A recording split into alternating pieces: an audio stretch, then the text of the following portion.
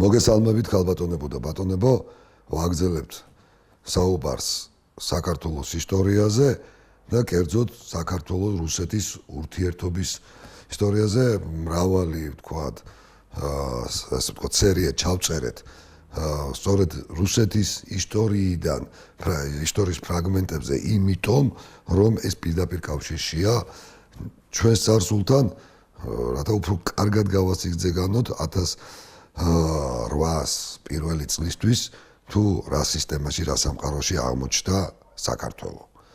და სხვათა შორის გარკვეულწილად ეს სისტემა ურთიერთობები, პრობლემები დღემდე არ არის დასრულებული და დღევანდელობიდან გამომდინარეც ალბათ ძალიან საინტერესოა იმ პერიპეტიების, იმ გარემოებების გათვალისწინება, რაც თან სდევდა, თან ახდა რუსულ-ქართულ ურთიერთობებს 200 წლის წინ, რადგანაც ძალიან ბევრი სეგმენტი, ძალიან ბევრი თემა და საკითხი დღესაც ზუსტად ისეთივე მტკივნეული და აქტუალურია, როგორც მაშინ, იმიტომ რომ ძალიან ბევრი პრობლემა თანამედროვე ურთიერთობებში ხშირად და თანამედროვე პოლიტიკაში სწორედ იმ ხასიათისაა და ისე იჩენს თავს, როგორც იჩენდა მაშინ.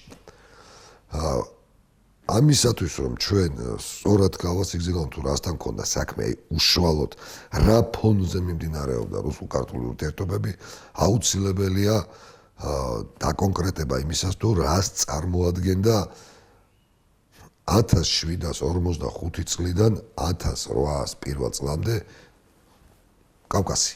არა მარტო ამიერკავკასი, არამედ მთლიანობაში კავკასი.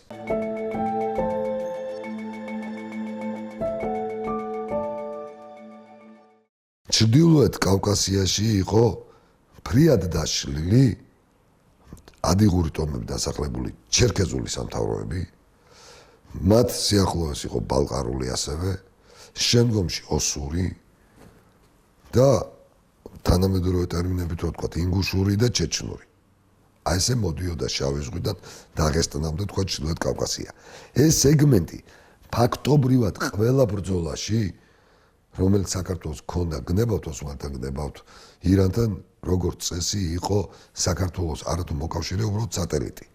რა თქმა უნდა, გარკვეული ჯამაგირის სანაცვლოდ, იმიტომ რომ იქ ადამიანები რო გადმოდიან, ახლა უზრუნველყოფა, ლოჯისტიკა და ასე შემდეგ, მაგრამ როგორც წესი, ყველა გადამწყვეტ მომენტში, განსაკუთრებით ქართლ-კახეთის სამეფოსთან მიმართებაში, ჩრდილოეთ კავკასიელები, დაწყებული დაღესტნელები, დამთავრებული ჩეჩნები და ქისტებით მონაწილეობდნენ და იბრძოდნენ ერეკლეს დროშის ქვეშ, მათ შორის ოსები.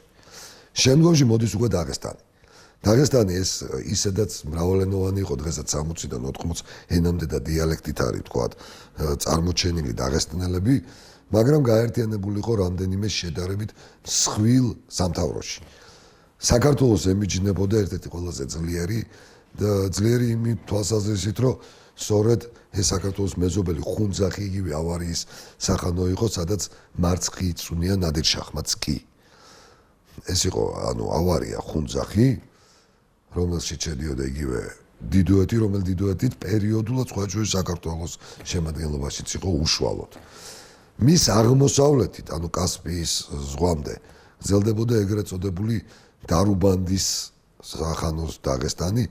ეს იყო შეიძლება ხანდახან დაშლადი პატარ-პატარა სახანოებად, ხანდახან გაერთიანებადი, უბრალოდ ერთი დინასტია მართავდა მათ და შემდგომში დაღესტნის აი ამ სახანომ დარუბანდის სახანო რო უწოდოთ, შემოიერთა კასპიის ზღვის პირა თანამედროვე აზერბაიჯანის ტერიტორია ტყვის კასპიის ზღვასთან შესართავამდე, ხუბა, ბაქო და რატომ? იმიტომ რომ იქ მოსახლეობა იგივე იყო ეთნიკურად, ლეკები ცხოვრობდნენ, ჩვენი გაგებით ლეკები, დაღესტნური ტომები.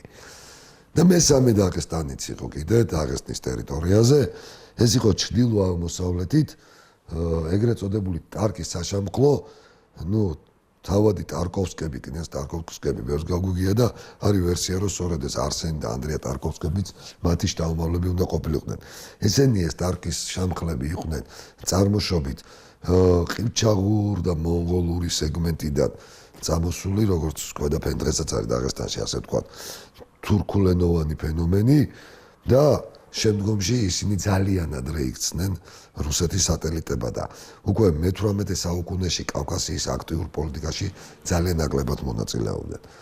რაც შეეხება სამხრეთ კავკასიას, დასავლეთ საქართველოს იყო ესეთნაირად წარმოდგენილი აფხაზეთი, რომელიც ძალიან ბევრ წვრილ სამთავროდ იყო დაშლილი, ოდიში, სვანეთი, რომელიც სამი სეგმენტისგან შედგებოდა, ეს იყო ოდიშის სვანეთი, სამეგრელო სვანეთი, თავისუფალი სვანეთი და მერე თავისუფალი სვანეთის სამხრეთ-დასავლეთ სეგმენტში და თანამედროვე კოდორის ხეობასაც მოიცავდა გარკვეულწილად ჩამოყალიბდა მე-18 საუკუნის მეორე ნახევარში ეგრეთ წოდებული სადედეშკელიანო სვანეთი, გვარი დადეშკელიანი მოდის გელოვანებიდან ნიშნავს დადაშგელოვანს, ანუ დედით გელოვანს. იყო ოდიში, როგორც თქვით, გურია, რომელიც როგორც წესი ამ მე-18 საუკუნეში არის იმერეთის, ასე ვთქვათ, სატელიტი და ვასალი, იმერეთის სამეფო რაჭითურთ და ლეჩხუმითურთ და შემდეგში აქვს ახალციხის საფაშო, რომელიც მოიცავს თანამედროვე აჭარას და მთელს ისტორიულ მესხეთს, სადაც მოსახლეობის უმეტესობა მე-18 საუკუნის ბოლომდე ჯერ კიდევ ქრისტიანია, თუმცა არის გამუსულმანებული ზედაფენა. აქ მე-18 საუკუნეში პირველობას ეცილება ერთმანეთს ორი გვარი ძველი ჯაყელები და ხიმშიაშვილები და რომ გადმოვიდეთ ახლა უკვე აღმოსავლეთ საქართველოში, აქ არის ქართლის და კახეთის სამეფოები.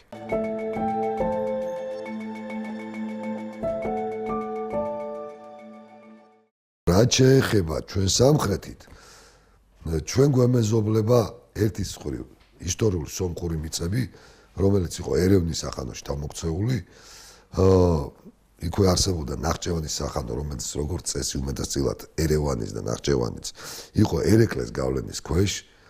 ერევნის სახანო, ანუ დღევანდელი სომხეთის ტერიტორიიდან აღმოსავლეთით ხეობა მტკვარსა და არაქსს შორის, ანუ შუამდინარეთი მტკვარ არაქსის, ისტორიულად ცნობილია როგორც არანი. ეს იყო არანის ტერიტორია, ამ არანის ტერიტორიაზე მდებარეობდა ორი სახანო, ერთი იყო ეს ყარაბახი, ყარაბახი მარტო ერთი სახანო კი არ იყო, და არც მთიანი ყარაბახი მარტო, ეს ძალიან დიდი სივრცე იყო. თვითონ ყარაბახი ხუჯერ დიდია, მთიან ყარაბახთან შედარებით, განჯის ცნობილი ეს ყოფილი ბარდავი განჯის მხარე, ეს ტერიტორია უკვე ვახტანგ გორგასლის დროიდან ირანულენოვანი ტომებით არის დასახლებული, შემდგომში აქ ხდება თავმოყრა და ძირითადად რეზიდენცია, როცა შემოდიან არაბები, მერე ყივჩაღების ჩასახლებაც და როდესაც ყივჩაღებმა ესე ვთქვათ, ისე პირი იბრუნეს თურქულენოვანი და ისლამური სამყაროსკენ, აქ ბუდობენ, აქ სახლობენ და განჯა სხვა შორის იმდენად ძლიერი ცენტრი იყო, აი მონღოლების ეპოქაში, 3-ჯერ 4-ჯერ დიდი ქალაქია აღწერით, ვიდრე თვით მონღოლეთის დედაქალაქი თავრისი. ასე რომ ეს სერიოზული სეგმენტი იყო და თვით დინასტია ისეთი, როგორც იყო ყაჯარების დინასტია, აგერ 1925-მდე ირანს რომ მართავდა დაწყებული აღა-მაჰმად ხადინან ამ ტერიტორიიდან იყვნენ წარმოშობით. აი ეს ტერიტორია იყო ერეკლეს ყბადნაფიცი და სატელიტი, თითქმის მთელი მისი მეფობის პერიოდში. ერთი, რომელიც კიდევ გამოგჩა, ეს იყო ისტორიული შაქი, ეს არის რა ტერიტორია, შაქის სახანო. სადაც ცხოვრობდნენ ეგრეთ წოდებული ჭარელები, ეს არის გალეკებული ქართველები და წახურელი ჩამოსახლებული ლეკები სამხრეთ კავკასიაში, ანუ თანამედროვე საინგილოს ტერიტორიაზე. აქვე არიან ჰერები, თავისთავად ცხადია, ნაწილი ქრისტიანჩება, უდები, რომლებიც ამ პერიოდში ქრისტიანებად შებიან, ყოფილ ალბანელთა შთამომავლები და საკმაოდ პატარა სეგმენტი ლეკური. მაგრამ ეს ერთ-ერთი ყველაზე მოყაჩაღო ფენომენია, მათ სათავეში რაც დგას დინასტია, რომლის წარმომადგენელიც იყო აჯი ჩალაბი. ეს იყო მე-15 საუკუნეში გამოსულმანებულ ქართველთა შთამომავალი. აი ამ ვითარებაში იყო საქართველო, როდესაც 1745 წლის უпроსად დაიწყოს 1 ოქტომბრიდან, ახალი სტილით 14-15 ოქტომბერი რამდენიმე დღე გაგზავნა კურთხევა, მეფეთ ეკურთხა მეფე თეიმურაზი. ერთი დაზუსტება. ჩვენს საისტორიო ლიტერატურაში გაბატონებულია ესეთი ცნება, რომ ერეკლე ეკურთხა იმავე დღეს კახეთის მეფე და თეიმურაზი ქართლის მეფე. არა, უბრალოდ კახთ-ბატონი იყო მანამდე თეიმურაზი და კახთ-ბატონი გახდა ერეკლე. მაგრამ რიტუალი რაც პაპუნა ორბელიანს აკახწელი ჩატარდა ერთი და ეკურთხა არა ქართლის არა კახეთის ან რომელიმე კუთხის მეფე არამედ 1752 წლის სვეტიცხოვლობის დღეებში სვეტიცხოვლის ტაძარში ჩატარდა სრულიად საქართველოს მეფეთ თეიმურაზ მეორის კურთხევის დღე. სწორედ ამასთან დაკავშირებით აღდგა დავით აღმაშენებლის დროინდელი კარისკაცული ტიტულები ამის სპასალარი მანდატურთუხუცესი მთელ საქართველოს და მთელ კავკასიას დაუფიქსირდა რომ ამიერიდან საქართველოს ისევ ყავს ერთიანი ცხებული მეფე და ეს მეფე არის მეფე თეიმურაზი. სწორედ 1762 წელს თეიმურაზის გარდაცვალების შემდეგ ერეკლე მეორე ეკურთხა არა ქართლის არამედ სრულიად საქართველოს მეფედ. 1759 წლის შემდეგ ირანის სახელმწიფო დაშლილია აბსოლუტურად. იმიტომ რომ ნადირ შაჰის შვილების და ასე ვთქვათ ოჯახის წევრების პერიოდში მოხდა დაპირისპირება სამოქალაქო არეულობა უამრავ სახანო დაიშალა და ყველაზე სერიოზული პრეტენდენტი ვინც იყო ირანის შაჰობის აზადხანი ის ერეკლე მეორემ ხირბულახთან ბრძოლაში ფანტასტიკური ჩატარებული ბრძოლის შედეგად პირწმინდად გაანადგურა. რაც შეეხება ოსმალეთის იმპერიას ამ პერიოდის ოსმალეთის იმპერიაში შიდა ვითარება სრულიად იცვლება. თუ კი მე-18 საუკუნემდე ძალიან სერიოზულ პოზიციებზე იმყოფებოდნენ ოსმალეთში ბოსნიელები და სლავური წარმოშობის ადამიანები, იგივე ალბანელებიც თუნდაც მე-18 საუკუნეში არის ქართველების სრული დომინაცია ოსმალეთის სამეფო კარზე. სულთანთა დედების ცოლების დიდი ნაწილი ქართველია. დიდი ვეზირები როგორც წესი ქართველები არიან, კაბუდან ფაშები, ანუ ფლოტის სარდლები, ასევე ქართველი ფაშები მართავენ ეგვიპტეს, ერაყს, სირიას, ანატოლიას და ასე შემდეგ. შესაბამისად, ქართული ფენომენი ძალიან გაძლიერებულია და საინტერესოა ერთი რამ, ეს ქართველი ფაშები და მოღვაწეები პერიოდულად პარველობენ და აფინანსებენ ათონის ქართულ სავანეს, ისევე როგორც იერუსალიმის ჯვრის მონასტერს და მეტის მაგალითად ეგვიპტის ერთ-ერთი მმართველი იბრაჰიმ ბეკ შინჯიკაშვილი ფულებს უგზავნის ერეკლესო ჯარი შექმნას და მარტყოფში დღესო დიდი ტაძარი დგას სწორედ იბრაჰიმ ბეკის აშენებული ეგვიპტის მმართველის.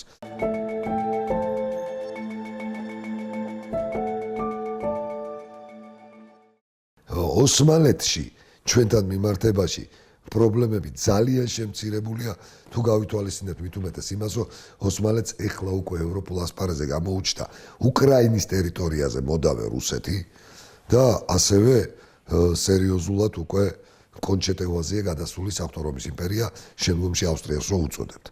ეხლა შეეხება რუსეთ-ოსმალეთის ომებს. ჩვენ ვიცით და რუსეთის საერთოდ პოლიტიკას აი დასავლეთის მიმართულებით. ამას ეწოდება რუსეთ-ოსმალეთის ომები 1768-74, 1787-91.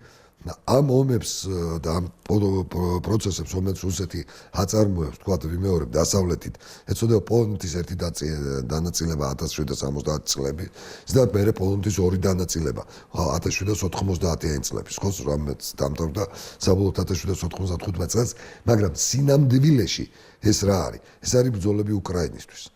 ამ პერიოდში ამ ბრძოლების ანუ ოსმალეთთან თუ პოლონეთის დანაწილებასთან თუ ავსტრიასთან ალიანსით რუსეთი იერთებს ხირიმს თანამედროვე უკრაინის დიდ ნაწილს გარდა ლვოვისა ბელორუსიის საბოლოო ჯამში 1795 წლისთვის თანამედროვე ბელორუსიას. აი ეს არის მთელი რუსეთის დასავლეთის პოლიტიკა. აი ამ პროცესში პირველად 1770-იან წლებში რუსეთის დიპლომატიას განსაკუთრებით მისი მაშინდელი წარმმართველი ფიგურა ვინც იყო გრაფი პანინი ნიკიტა პანის უჩნდება აზრი რომ ძალიან კარგი იქნებოდა ძალზედ მომძლავრებული ქართლ-კახეთისა და იმერეთის სამეფოების გამოყენება ოსმალეთთან ომში. იმიტომ რომ ოსმალეთი იძულებული იქნებოდა რომ ყურადღება გადმოეტანა კავკასიისკენ და ეს გზას გაუხსნიდა რუსეთს იმისათვის რომ თქვა მეტი წარმატება ქონოდა უკრაინის ტერიტორიაზე. ფიზიკურად თანამედროვე უკრაინის რუსეთის მიერ დაპყრობაზეა საუბარი, ანუ ოსმალეთისთვის და გამოგლეჯვასა და პოლონეთისთვის გამოგლეჯვას. და სულად პირველი დანაწილებაც პოლონეთის სწორედ აი ამ ომის პარალელურად ხდება 1778-74 წლებში რომ მიდიოდა. და 79 წელს ამ მიზნით საქართველოში შემოუშვებენ ერთ სამხედრო პატარა შენაერთს გენერალ ტოტლებენის მეთაურობით, რომელიც ფაქტობრივად აქ მართალია ოსმალეთს აღიზიანებს ქართულ სამეფო სამთავროებს და ოსმალეთს ერთმანეთის წინააღმდეგ აკეზებს, მაგრამ რეალურად ის არაფერს არ აკეთებს. ერეკლეს მიატოვებს აწყურთან. და ის კი არა ცდილობს რომ ერეკლე დაამხოს და ისეთი ანოვანტიურა განახორციელოს, რაც გერმანიაში რკნა თავის ძროზე, ანუ ჩვეულებრივი ავანტიურისტია, მაგრამ ერეკლე მეორე მოახერხებს, რომ ამ ურთცეცხლში მოქცეული ჯერ ასპინძასთან ოსმალეთის არმიას გაანადგურებს. მერე ალაგმავს ტოტლებენს, თბილისამდე არც მიუშვებს და დასავლეთ საქართველოში განდევნის. დასავლეთ საქართველოში ტოტლებენის მოქმედებები კრიტიკას ვერ უძლებს, იმიტომ რომ ერთადერთი რაც იყო 46 კაციანი გარნიზონი იცავდა ქუთაისის ციხეს და იმის სარდალიც იყო ქუთაისელი კიკიანი გვარად. და ეს აღება თუ გამარჯვება რა გითხრათ და ფოთი მოკლედ ვერაფერი ვერ გააკეთა რეალურად. ძირითადად ვიმეორებ იმერეთის გურიის სამეგრელოს ოსმალეთთან გადამტერებას ეწეოდა, მაგრამ აი ამ დროს უკვე ერეკლე მეორე პარალელურად, როდესაც ხედავს რომ ეს სიმახინჯია, რასაც ტოტლებენი აკეთებს, იწყებს საკუთარი ძალებით შეტევას ოსმალეთის წინააღმდეგ და აუღებელ ხერთვისის ციხეს აიღებს და თხოვს რუსებს, თქვენგან არაფერი არ უნდა, გარნიზონი ჩააყენეთ. რუსები არ აყენებენ გარნიზონს. უფრო წინ მიდის, არბევს ყარს, არზრუმამდე მიდის. რა თქმა უნდა, აქ შემოსული ტოტლებენი და მე მისი შემცველი სუხოთინი აბსოლუტურად არაფრის გამკეთებლები არ არიან. ერეკლე აგზავნის კათოლიკოს პატრიარქ ანტონს და თავის ვაჟ ლევანს პირდაპირ პეტერბურგში პანინთან ჯერ წერილს და ეკატერინესთან მოსალაპარაკებლად და რა არის, რას თავაზობს. ეუბნება, მე თანახმა ვარ, მე ოსმალეთს გადამამტერეთ და თანახმა ვარ, რომ გავხდე რუსეთის მფარველობის ქვეშ შემოვიდე. და საგარეო პოლიტიკაში ვიღო ყველაფერში თქვენი მოკავშირე. ოღონდ სანაცვლოდ მჭირდება ორი რამ. ერთი ფინანსები, დამატებითი, მაგრამ რაც ყველაზე მთავარია. გარნიზონად, აი პირდაპირ, წინახაზე არც ითქოს, გარნიზონად, საწყის ეტაპზე მაინც, დათვლილი მაქვს, მე მჭირდება 4000 ჯარისკაცი. ოღონდ, არა ვინმე ტოტლებენის მსგავსის მეთაურობით, არამედ აბსოლუტურად ჩემს დაქვემდებარებაში. რა თქმა უნდა, ხა ამ წერილებიდან და ამ კორესპონდენციით აგზავნის სერიოზულ საჩუქრებსაც და ასე შემდეგ, გნებავთ პანინისადმი და გნებავთ ეკატერინესადმი და კიდევ სიტყვიერი დირექტივები აქვთ ჩემს ვაჟს და ჩემს ძმას კათოლიკოს ანტონს და ისინიც გეტყვენ, ქვეტექსტი მარტივი გასაგებია, რომ ფორმალურად თანახმა რუსეთის მფარველობაში იყოს, ოღონდ თუ ის ბოლომდე დაიბრუნებს ტაო-კლარჯეთს და მოკლედ საქართველოს დავით აღმაშენებლის თუ არა გიორგი ბრწყინვალის საქართველოს ფარგლებში მაინც აღადგენს. მან იცის ამისთვის რაც ჭირდება დამატებით რესურსად და აი ამას თხოვს რუსეთს. რა თქმა უნდა, რუსეთი უარს ეუბნება. ამას არ აკეთებს, გაიყვანს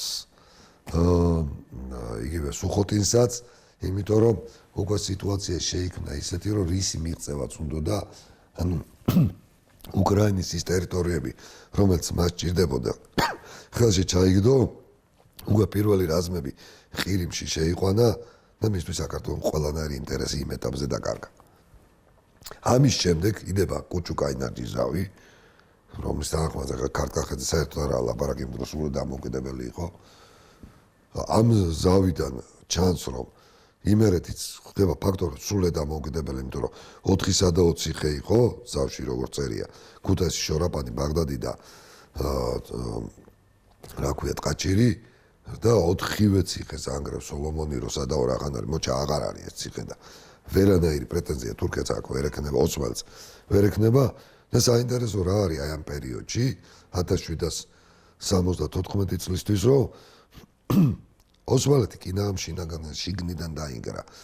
მას აუჯანყდა ეგვიპტის მმართველი ალი ბეი, ქართველი, რომლის ხელშიც იყო მთელი სირია, პალესტინა, მაგრამ ალი ბეი, რომელმაც ეგვიპტისა და სირიის სულთნის ტიტული მიიღო, დაემხო არა ოსმალურიანი თურქული ჯარით, არამედ ის გადააყენეს ქართველებმა.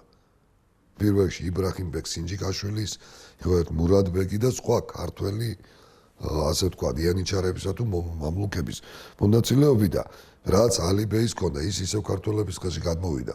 ამიერიდან ეგვიპტის მმართველი ხდება იბრაჰიმ ბეი და მურად ბეი. და ოსმალეთი ხედავს, რომ ესე იგი ეს იანიჩარება და მამლუქებად გაყიდული ქართველების სერიოზულ პრობლემას უქმნიან. ერაყი პრაქტიკულად ავტონომიურ სახელმწიფოდ გამოუცხადა სულეიმანმა, ქართველმა მამლუქმა და გამოყო. ამიტომ ოსმალეთის სულთანი მუსტაფა უკვე მომზადებული ემაზე, რომ მიუხედავად იმისა, მისი მთავარი და უსაყვარლესი გიურჯი გიუზელი არის ქართველი და ყველა ქართველი ყავს გარშემო, რომ ტყვის ყიდვა აიგრძალოს. აბდულჰამიდიც იგივე პოლიტიკას აგრძელებს. ამ დროს ახდება, ამ დროს ახალციხეს მართავს 1769 წლიდან სულეიმან ფაშა. სულეიმან ფაშას თვითმიზანია, რომ შეინარჩუნოს ტახტი ახალციხეში, ანუ რეალურად იყოს სამცხის ათაბაგი. ის პერიოდულად რუსეთსაც ეს წერილს, რომ ვიქნებით თქვენი გავლენის სფეროს, თქვენი ქვეშევრდობით, ერეკლესთანაც აქ მიწერმოწერა. მას უნდა გამოყოფა ოსმალეთიდან, ოღონ ერთი პირობით, რომ ის დარჩება სამცხის მთავრად. აი ეს არის მისთვის ამოსავალი წერტილი.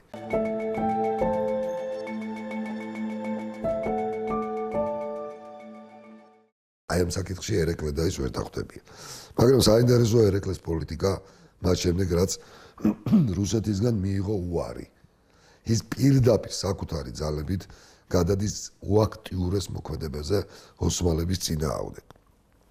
ოფიციალურად თითქოს უთევს ახალციხის ფაშა ეს სულეიმანი გულისხმობს ინიშნება დიდ სერასკირად, არზრუმის სერასკირად, ანუ მთელი ირან, კავკასიის ფრონტის მთავარსარდლად. მაგრამ ნახეთ რა არის საინტერესო, ერეკლე აოხრებს ყარს, არზრუმის მიდამოებს და ქართველები დასახლებულ ტერიტორიებს არ ეხება. ახალციხის ფაშა თხოვს მილიონებს სულთანს, აბდულჰამიდს, რომ თუ არ მომეშველები დავეცემი, აგზავნის ხაზინას წარმატება არის ნული. ამის შემდეგ აბდულჰამიდი წერილს წერს ირანის მმართველ ქერიმ-ხასო, კაცო, ეს გურჯისტანი იყო, თქვენი გავლენის სფერო იყო, რამე მიშველეო. იმიტომ რომ ხაზინა აღარა მაქვს, დაეცა ოსმალეთი. ქერიმ-ხადი წერილს წერს, ერეკლეს ეს წერილი ომახერხეული დღესაც აქ ბოტანილი, რომ როგორ არ მიყვარდეო. მეო ირანის არა ლეგიტიმურ, არა შახს, უბრალოდ მმართველს. მეხვეწება ეს დიდი სუნიტების ხალიფა და ოსმალეთის სულთანი, რომ მიშუამდგომლეო შენთანო ერეკლესთან. ესეთი რა უქენი. და არა მარტო თავის წერილს და საჩუქრებს აგზავნის ერეკლესთან. აი დედანსაც როგორც დოკუმენტს ამ წერილსაც სულთნის წერილს უგზავნის. ამის შემდეგ უკვე ოსმალეთის სულთანი ახალციხის ფაშის გვერდისავლით პირდაპირ გამოდის ერეკლესთან მოლაპარაკებაზე და ფორმდება ხელშეკრულება ოსმალეთის სულთნის კარსა და ერეკლეს შორის, სადაც ახლა დიდი ვეზირები, ისედაც ქართველები არიან და ოსმალეთი 1780-იანი წლების დასაწყისში მთელ დასავლეთ საქართველოს უთმობს ერეკლეს. ამ დროს ზუსტად ერეკლეს კარზე ჩამოდის ინდოეთში მოღვაწე სომეხი, რომელიც ოსტინდური კომპანიის წარმომადგენელია და ერეკლეს თავაზობს ბრიტანეთსა და საქართველოს შორის ტრაქტატის გაფორმებას, რომლის თანახმადაც ბრიტანეთი კი სრულობს საერთაშორისო ასპარეზზე საქართველოს სრულ პატრონაჟს, აქ რაღაც გარკვეული თქვა ქვემოქართში წარმოებ ჭარხლის, შაქრის წარმოებების გახსნას, ექსპორტს და აქედან გამომდინარე დიდ ფინანსებსაც. და ერეკლესა და ბრიტანეთის ოსტინდური კომპანია მოგეხსენება წარმოადგენდა ბრიტანეთს, მაშინ მთელს აღმოსავლეთში ფორმდება ხელშეკრულება. მაგრამ რა არის? რუსეთის ელჩი კონსტანტინოპოლიდან აუწყებს პეტერბურგს პოწიომკის პირველ რიგში, რომ ესე იგი ერეკლესა და ოსმალეთს შორის გაფორმდა ხელშეკრულება და მორჩა კავკასია დაგვეკეთა, ეს შახრამიანი წერილს წერს ეკატერინეს, რომ აი ესეთი ტრაქტატი გაფორმდა და იღებს ეკატერინესგან ფულს, რა თქმა უნდა, ოღონდ აუწყებს, რომ ბრიტანეთსა და საქართველოს შორის არის ალიანსი და მორჩა თქვენი საქმე ცუდათი ვერ ასოდეს კავკასიოს ვეღარ გადმოცილდებით და იწყება სპეცოპერაცია გეორგიევსკის ტრაქტატი, რომელი ოპერაციის თვითმიზანიც არის, რომ ერეკლეს კავშირი ბრიტანეთთან და ოსმალეთთან ჩაიშალოს. და არა ის, რომ თქვა მაინც და მაინც რუსეთს რაიმე იმედი აქვს, რომ მაშინ ფეხს მოიკიდებს საქართველოში. არა, მისი მიზანია ერეკლეს დისკრედიტაცია და მავნებლად წარმოჩენა, თქვა როგორც ბრიტანელების, ასევე ოსმალების თვალში. და აქ აქტიურებს ერეკლეს აქილევსის ქუსლს. ეს აქილევსის ქუსლი, რომელიც რუსეთის დიპლომატიამ გამოიყენა, იყო ორი და ალბათ ორივეზე არის საფუძვლიანად სასაუბრო. ყველაზე დიდი პრობლემა ერეკლეს ოჯახს, რაც ჰქონდა, შიდა ქართული, იყო მისი ოჯახის ლეგიტიმურობა საქართველოს სამეფო ტახტზე. მეორე ერეკლე 1762-დან იურიდიულად სრულიად საქართველოს მეფეა, ესეა ნაკურთხი, ისე როგორც მამამისი. მაგრამ საქმე ის არის, კახურ დინასტიას ეკუთვნის კახურ შტოს, ბაგრატიონებს და თან თეიმურაზი იყო ძმებში უმცროსი. ანუ თვით კახეთის შტოშიც კი არ იყო ეს უფროსი. ხოლო ქართლში მასზე დიდი პრეტენზიები ჰქონდა ვახტანგ მეექვსის შთამომავლებს და მიუხედავად იმისა, რომ ერეკლე დედით ვახტანგ მეექვსის შვილიშვილი იყო, დედამის ძმა და ძმისშვილები დარჩა ბაქარიშვილი ალექსანდრე, რომელიც რუსეთში არის გადახოცილები და აქვთ პრეტენზია ქართლის ტახტზე და სწორედ მათ აამოქმედებს და გამოუშვებს კავკასიასა და წინა აზიაში ერეკლეს წინააღმდეგ სიტუაციის ასარევად პოციომკინი და რუსული სპეცსამსახური. ეს არის ერთი, ასე ვთქვათ, ერეკლეს აქილევსის ქუსლი. და არსებობს მეორე აქილევსის ქუსლი, რომელსაც ასევე წარმატებით დაუწყებს რუსეთის სპეცსამსახური გამოყენებას. ეს არის დაღესტნის ლეკიანობის ფაქტორი. ჩვენ თუ ჩავხედავთ საქართველოს ისტორიას მე-12, მე-13, მე-15, მე-16 საუკუნეებში, გნებავთ მე-17-ში, ძალიან იშვიათად შევხვდებით ისეთ ფენომენს, ან თითქმის ვერ შევხვდებით, როგორც იყო ლეკიანობა. და მოდი თქვათ სიმართლე, როდიდან იწყება და რატო იწყება ლეკიანობა.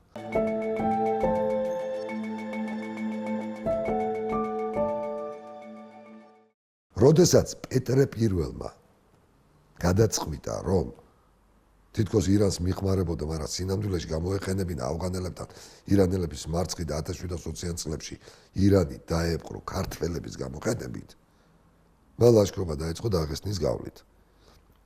ბევრი დაღესტნელი, ისე როგორც ქართველი, სხვადასხვა დროს ირანში დიდ თანამდებობებს აღწევდნენ, ვეზირები, ხანები იყვნენ და არანაირად არ ესიამოვნათ რუსების ჯარის შემოსვლა, იმიტომ რომ ახლა როგორ უნდა ჩახვიდე ირანში, ხო? დარუბანის გავლით თუ დაღესტნის მიწებს არ გაივლის ზღვის სანაპიროს. და ამას მოყვა პირველივე შეტაკებები და ბრძოლები და მოკლედ ვიტყვი. კი, რეშთი, დარუბანდი, ბაქო და ასტრაბადი პეტრე დაიკავა, მაგრამ ბრძოლები წააგო.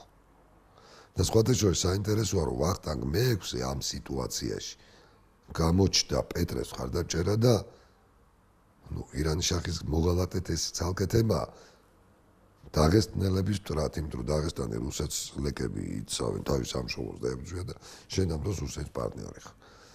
და სხვა შორის ლეკებთან ერთად თეიმურაზ პირველის ნახევარ-ძმამ და სხვა შორის თეიმურაზ მონაწილეობითაც გახელება აოხრეს თბილისი. მაშინ ვახტანგი რო ჯერ კიდე განჯაში იყო და სანამ გაიქცეოდა მოკლედ რუსეთში. პირველი სერიოზული კონფლიქტი ხდება სწორედ იმის გამო, რომ ქართლის სამეფო ჯარი მხარს უჭერს რუსეთს, რომელიც დაღესტანს დაპყრობას უპირებს. ამის შემდეგ აქ შემოდის ვიცით ოსმალობა, პეტრე პირველმა გაგვცა, გაყიდა, ვახტანგ მეექვსი ზურგს უკან გაურიგდა ოსმალეთს, თვითონ ოსმალეთისგან მიიღო აზერბაიჯანის ზღვისპინას სანაპირო, ხოლო სანაცვლოდ ოსმალეთს თავისივე ხელის მოწერით დაუთმო მთელი საქრისტიანო კავკასია. მათ შორის სრულიად სომხური მიწები და სრულიად ქართული მიწები. და აქ შემოვიდა ისახ-ფაშა ჭაყელი და ოსმალები თბილისში და ახლა ოსმალეთს სურვილი აქვს მთელი კავკასიის დამორჩილების. და პირველად ოსმალეთი იწყებს დაღესტნისთვის ბრძოლას. და რა ხდება? ამ შემთხვევაში ქართველების სერიოზული ნაწილი ოსმალეთის მხარეს დგება დაღესტნის წინააღმდეგ საუბრად. გაგრძელება არის უკვე ლეკების დაპირისპირება ჩვენთან. ოსმალეთი 1735 წელს ოსმალების ბატონობა, ოსმალობა შეცვალა ირანში ხელახლა გაძლიერებულმა პოლიტიკურმა ძალამ, რომელსაც მეთაურობდა შემდგომში ნადირ შაჰად წოდებული პიროვნება ნადირ შაჰ ავშარი, რომელმაც დაიპყრო ინდოეთი, ბრძოლები ჰქონდა ოსმალეთთან, მაგრამ თვით მიზნად კავკასიური საკითხის და საერთოდ ოსმალების პრობლემის გადაჭრისად დაისახა დაღესტნის სრული დაპყრობა. და 1700 38-დან მოყოლებული 44 წლამდე ნადირ შახის ნომერ პირველი დამხმარეები გამოდიოდა ქართველთა ერთი ნაწილი. სხვათა შორის უნდა ითქვას იმ კაცის საქებრად, რომელიც იყო გივი ამილახვარი და გივი ამილახვარი უდიდესი ავტორიტეტით სარგებლობდა დაღესტნელებს შორისაც გივი ამილახვარმა ეს არ გაიზიარა და პირიქით ეხმარებოდა დაღესტნელებს და არეულმა.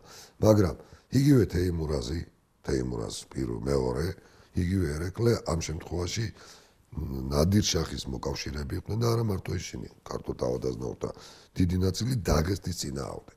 და მოხდა ესეთი რაღაცა ნურსალბეგის წინაპარმა და ომარ-ხანის წინაპარმა ხუნძახის მმართველმა უსასტიკესა დაამარცხა ვიწრობებში მოიმწყვდია ნადირ შახის ჯარი და საბოლოო ჯამში ნადირ შახს არათუ დაღესტნის დაპყრობაზე ოსმათისკენ წინ წაწევაზე ააღებინეს ხელი მოკლედ დაღესტნთან დამარცხდა ნადირ შახი. მაგრამ რა გამოჩნდა რომ ეს 20 წელზე მეტია ვინც დაღესტანს ებრძვის მაინც და მაინც მათხარესავართ ქართველები ხო? ხო და როცა დავჭით ერთ-ერთზე აქ გარკვეულ წილად წავიდა ბრძოლები.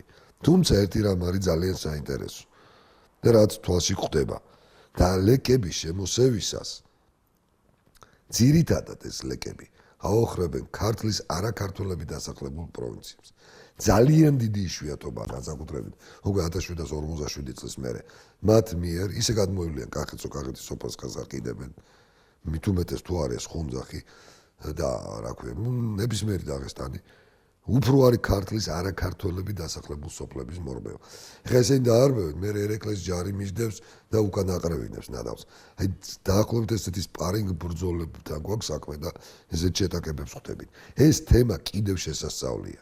საინტერესო ერთი რაღაცა რომ ერეკლეს ჯარში, როგორც თქვით, ყოველთვის იყო ჩერქეზები, ინგუშები, ჩეჩნები, ოსები და ბალყარელები, მაგრამ ძალიან ხშირად არიან დაქირავებული ხელფასიანი ლეკი მებრძოლები, დაღესტნელი მებრძოლები.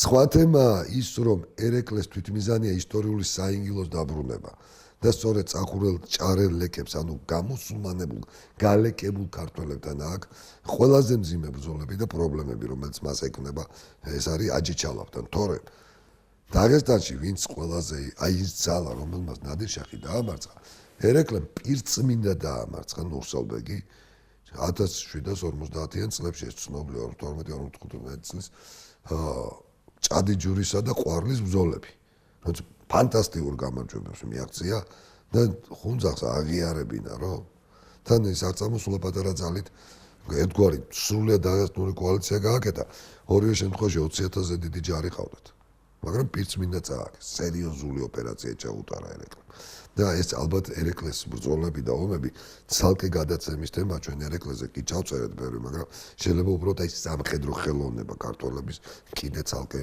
მოვყვეთ და გავარჩიოთ აქ მინუსი არ არსებობს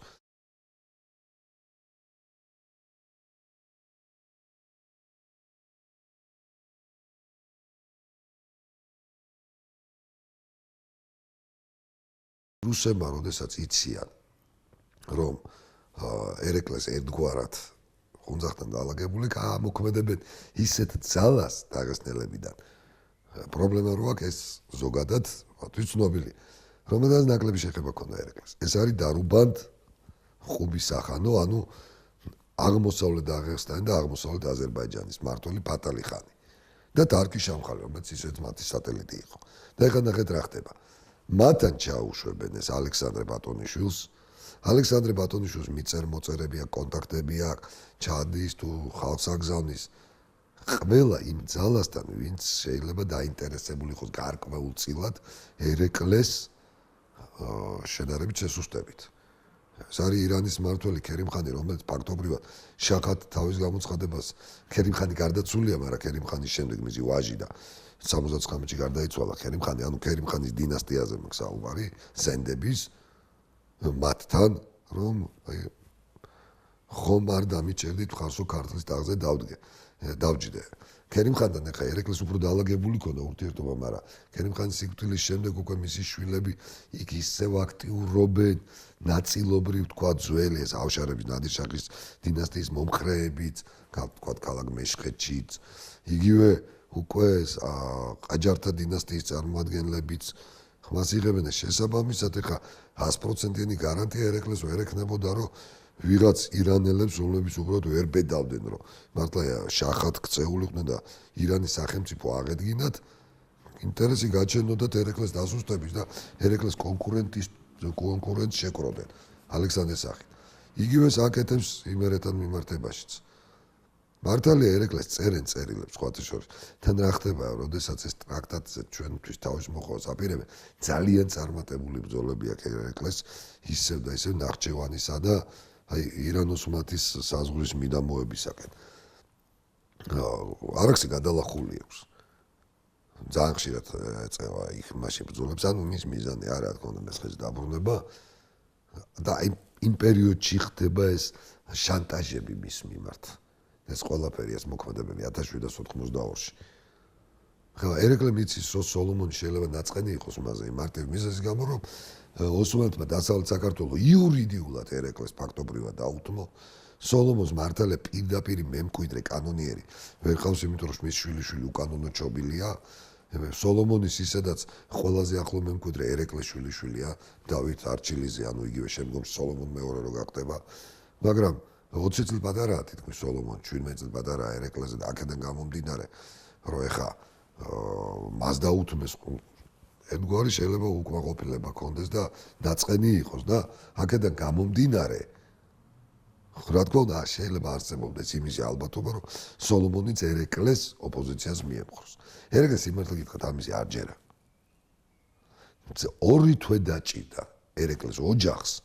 ერეკლეს ოჯახში ჩანერგილ რუსეთის აგენტ იაკობ რეინექს, რომელიც ოფიციალურად გადაბირებული ყავდა და ეს რუსული დოკუმენტები დუბროვიდან ბურნოშოვიდან ჩასო პოციუმკის ის ნაკიდი ყავდა და მისთვის სასურველი ასე ვთქვათ აზრებისაკენ, პოზიციისაკენ, რომ მოეტრიალებინათ ერეკლეს ოჯახის წევრები და ერეკლეზე ზეგავლენა განეხორციელებინათ.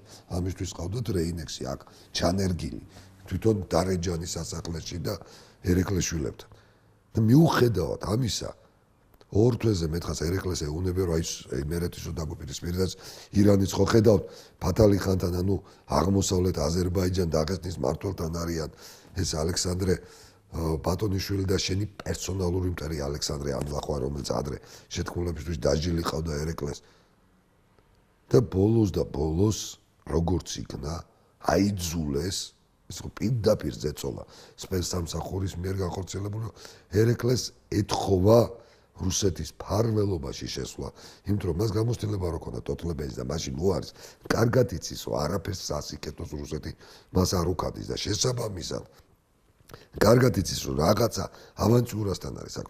ძალიან ბევრს უყვარს ერეკლეს წარმოსახვა ისე, რომ ვითომ საერთაშორისო პოლიტიკაში ვერ ერკვევა, ადამიანის ცნობა არ იცის, მაგრამ თუ კაცი შეხედავს და გაანალიზებს ბურნაშოვის მონათხრობს, გილდეშტეტის მონათხრობს, იგივე ტოტლებენის წერილებს, მიხვდებით, რომ საკმაო ძალიან ჭკვიანია, შეიძლება თქვათ, რომ აი ეს აზიურ აღმოსავლური მზაკრობაც კი აქვს, იმიტომ რომ ის რაღაცებს, როცა ვიღაცას თხოვს, მაინც და მაინც იმას კი არ თხოვს, ასაც იქ წერს.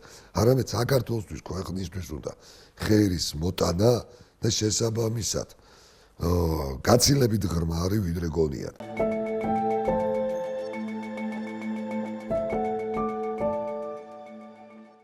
ასე რომ ერეკლეს დარწმუნება იმაში, რომ რუსეთის მფარველობა ეთხოვა, ძალიან გაუჭირდათ და საბოლოო ჯამში ვინაიდან რუსეთს გადაუხდია ძალიან დიდი ფული ფათალი ხანისთვის და ტარკის შამხალისთვის, მხოლოდ იმიტომ, რომ ისინი არ შესულიყვნენ ერეკლესთან დიალოგში და ხმები გაევრცელებინათ, რომ თითქოს აპირებენ მთელი დაღესტნის და თანამედროვე აზერბაიჯანის ტერიტორიის ამ ხედრებასაც, რომ ალექსანდრე ბაქარიძე ბაგრატიონს დაუჭირონ მის წინააღმდეგ ქართლის ტახტზე ხარი და იმის გათვალისწინებით, რომ ქართლის თავადობის უმეტესობას ერეკლე არ უყვარდა, ერეკლე წერილს წერს ეკატერინე მეორეს, რა თქმა უნდა, რეინექსის მიერ შემოთავაზებული ტრაპარეტით, რომელიც პოციომკინისგან იყო გამოგზავნილი, ორი პოციომკინი ერთის გრიგოლი ფავორიტი და მე მის მეორე მის ნაცავი პავლე პოციომკინი, რომელთანაც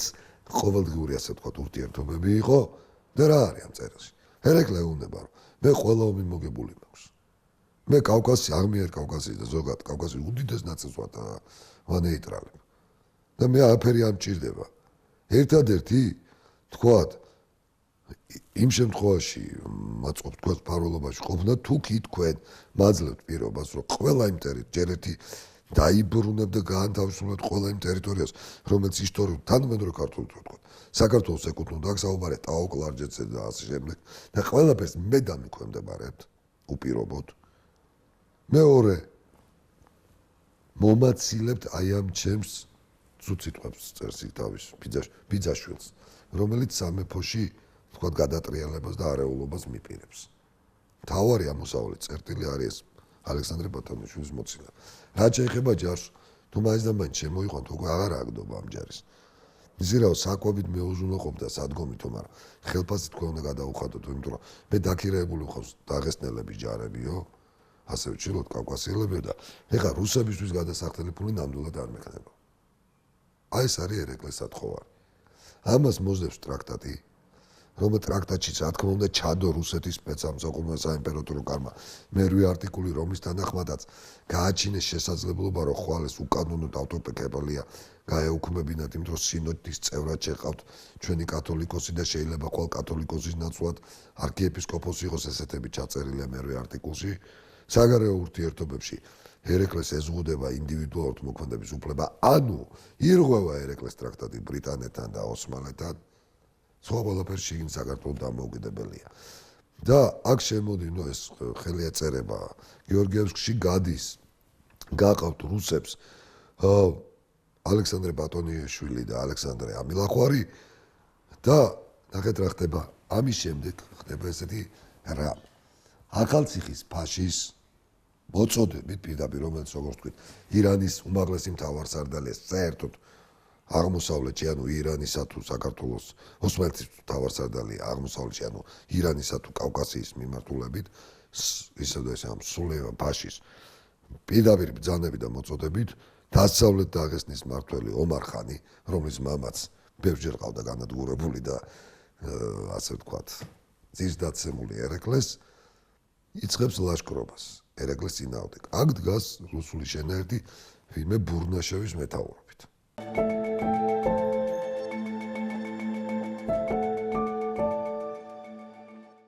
ბურნაშევი ყველანაირად ცდილობს თითქოს მეგობრობს ქართველებთან ძალიან კაი ურთიერთობა აქვს მაგრამ მას არ უნდა რომ ერეკლეს შვილიშვილი იჯდეს იმერეთის ტახტს ის ამისი წინააღმდეგია და ანუ მოქმე ესეთ რაღაცებს ახორციელებს ხარს უჭერს და მართლაც იმერეთის მეფედ როცა სოლომონ პირველი გარდაიცვალა ავიდა დავით გიორგიძე სოლომონ პირველის ბიძაშვილი მოკლედ ბურნაშევის ჩარევით ერეკლე თავის შვილიშვილს იქ ვერ ამეფებს დავით გიორგიძის ელჩი არის ესეთი ბუჭუა მასხარაშვილი ერეკლეს კარზე და ბურნაშევთან არის სერიოზული მოლაპარაკებები იმისა რომ აი მერლებს უფრო უნდა დავით გიორგიძე და არა სოლომონი მოკლედ რუსეთი ამ შემთხვევაში აძლიერებს დეცენტრალიზაციისაგან მიდრეკილovat პოლიტიკას. ამავდროულად სწორედ ამ პერიოდში 1785-ში, როგორც ვთქვით, ახალციხის ფაშის მითითებით დაღესტნის ერთი ნაწილის მმართველი ომარ ხანი დაიძრება, აოხრებს ახტალას, ისევ არაქართველები დასახლებულ ქვემოთ ქართლის ტერიტორიებს ბორჩალოს და გადადის მერე ახალციხეში. ქართულ სოფლებს ფაქტობრივად არ ეხება. ერეკლე მას დაასდევს, მაგრამ ესეთი პირდაპირი ბრძოლები არ ხდება. და აქედან იწყებს ერეკლე უკვე წერილების წერას რუსეთში, რომ მე მჭირდება ჩემს დაქონდებარებაში დამატებითი სამხედრო ძალა, იმიტომ რომ მე ვიბრძვი ირანის წინააღმდეგ, რაც თქვენ აქ ოსმალეთის წინააღმდეგ.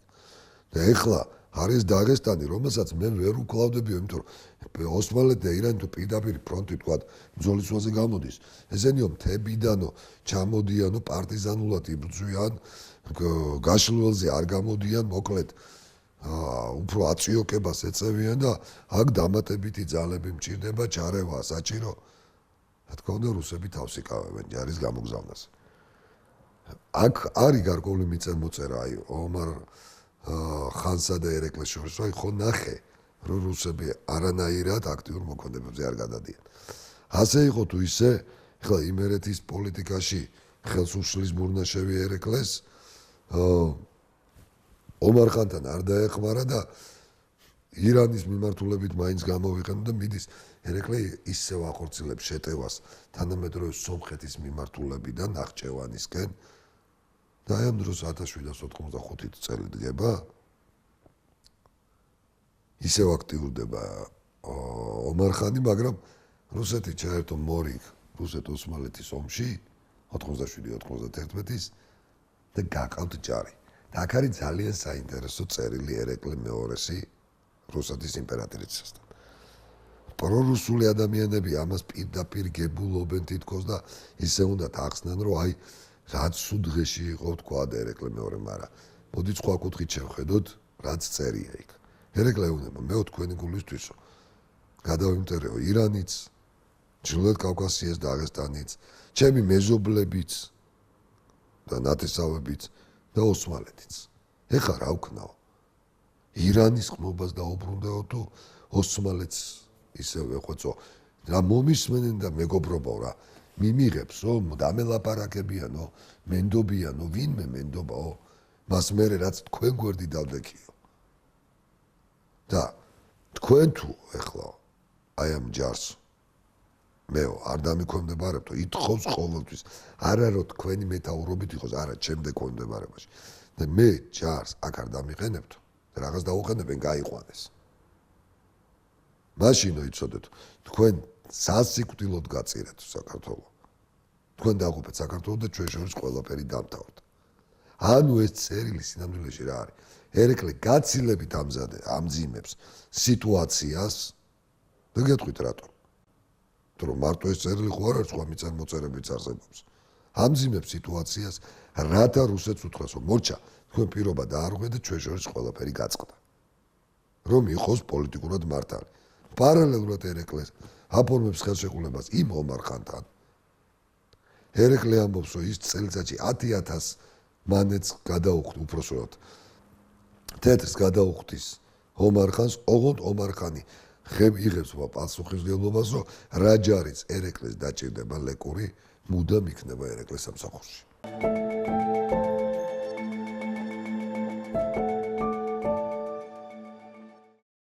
ერეკლე მეორე ამ დროს აფორმებს ხელშეკრულებას აღმოსავლეთ აზერბაიჯანსა და დაგესტანის მმართველ ფათალი ხანთან რომ ისინი თანამედროვე აზერბაიჯანის ტერიტორიას და ჩრდილოეთ ირანს შუაზე გაიყოფენ და იქნებიან სრული მოკავშირეები და ძმადნაფიცები.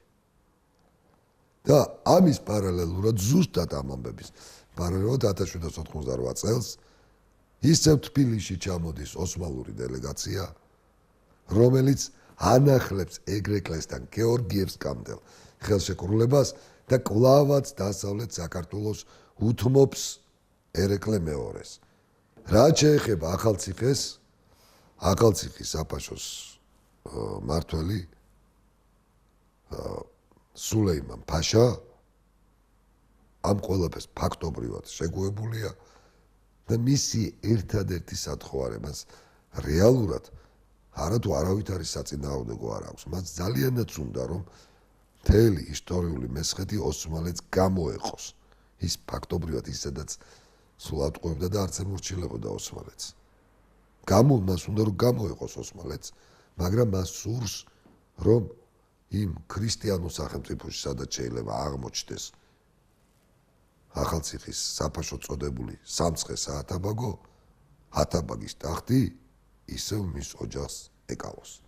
ეს არის და ეს მოკლედ 1799 წელი საქართველოსთვის დადგა ძალიან საინტერესოდ შიგნით თუ არ ჩავთვლით ბრიტანეთ-საქართველოს ტრაქტატს ყველა ურთიერთობა ერეკლეს ისევ აღდგენილი ჰქონდა რუსები აქედან უსინდისოდ იყვნენ გასულები სამაგიეროდ აღდგენილი არის სამოკავშირეო და მეგობრული ურთიერთობები დაღესტანელებთან როგორც დასავლეთ დაღესტანთან ისე აღმოსავლეთ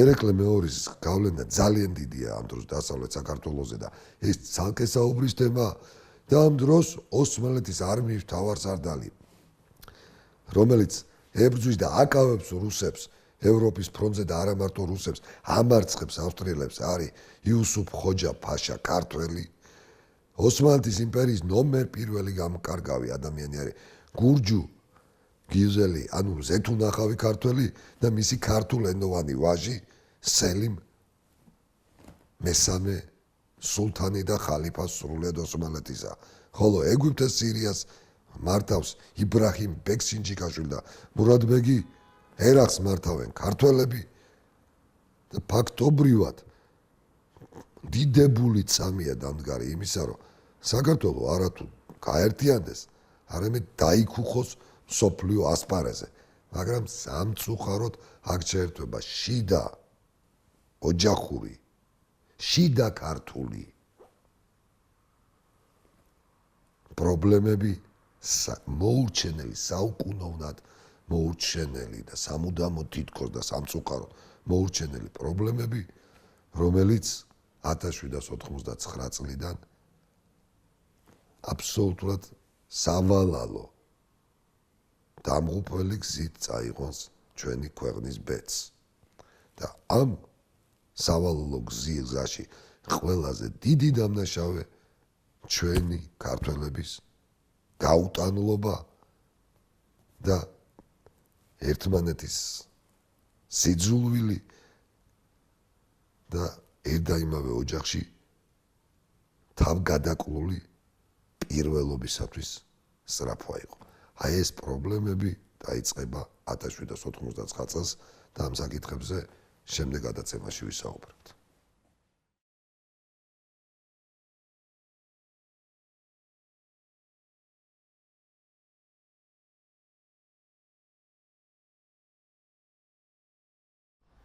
მოგესალმებით პატივცემულო ტელემაყურებლებო და ვაგრძელებთ საუბარს ერეკლე მეორის პატარა კახის ცხოვრების იმ მონაკვეთზე, რომელიც დაკავშირებულია რუსულ პოლიტიკასთან კავკასიაში და რომელმაც საბოლოო ჯამში გადამწყვეტი როლი ითამაშა შემდგომი პერიოდის საქართველოს ისტორიაზე. ჩვენ წინა გადაცემაში საუბარი შევწყვიტეთ 1799 წელზე. 1799 წელი ეს ის წელია, როდესაც რეალურად ერეკლე საქართველოს თავისი ძლიერების მწვერვალს აღწევს. ამ დროს ფაქტობრივად გაუქმებულია გეორგიევსკის ტრაქტატი. ამ დროს მიმდინარეობს მორიგი რუსეთ-ოსმალეთის ომი, როდესაც რუსეთი იერთებს თანამედროვე უკრაინის ტერიტორიას ფაქტობრივად ლვოვამდე. ეს ის პერიოდია, როდესაც სოფლიო ისტორიაში იწყება ყველაზე გარდამტეხი პროცესი, რომელიც შეიძლება უფრო მნიშვნელოვანიც კი არის, ვიდრე კონსტანტინოპოლის დაცემა. ყოველ შემთხვევაში ქრისტეშობის შემდეგ ესეთი ღერძულ რევოლუციურ ისტორიული წამი კაცობრიობის ისტორიას არ ქონია. საუბრობთ რაზე? ხდება საფრანგეთის დიდი რევოლუცია, დიდი ფრანგული რევოლუცია, მაგრამ ეს არ არის მარტო ლოკალურ ფრანგული მოვლენა.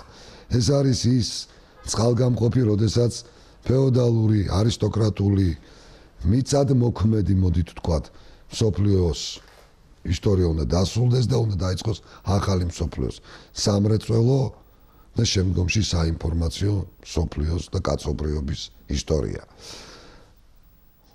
დღიდან ადამის შობისა მოყოლებული მე-18 საუკუნის მიწურულამდე კაცობრიობა ძირითადად მიბმული იყო თავისი ეკონომიკური საქმიანობით ბუნებასთან, სოფლის მეურნეობასთან, პირველ რიგში ასევე უფრო ადრე შემგროვებლობასთან, მონადირეობასთან.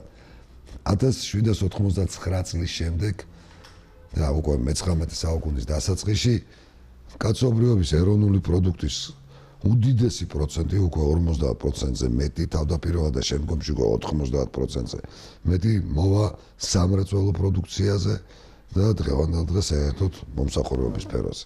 ეს არის რადიკალური ასე ვთქვათ, გარდატეხა, რასაც ხელი შეუწყო ტექნოლოგიურმა რევოლუციამ, რომელიც დაიწყო საფეიქრო წარმოებაში, საფეიქრო წარმოების მექანიზაციითა და ახალ ენერგო, ასე ვთქვათ, რესურსებზე გადართვით ნაცვლად ადამიანის ხელის კუნთებისა, ხოლო შემდგომში ეს ყველაფერი გაგრძელდა, როგორც ვთქვით, ელექტროფიცირებით, გაციფრულებით და დღეს სწორედ ცხოვრობთ იმ ეპოქაში, რომელიც დაიწყო სწორედ მე-18 საუკუნის მიწურულს.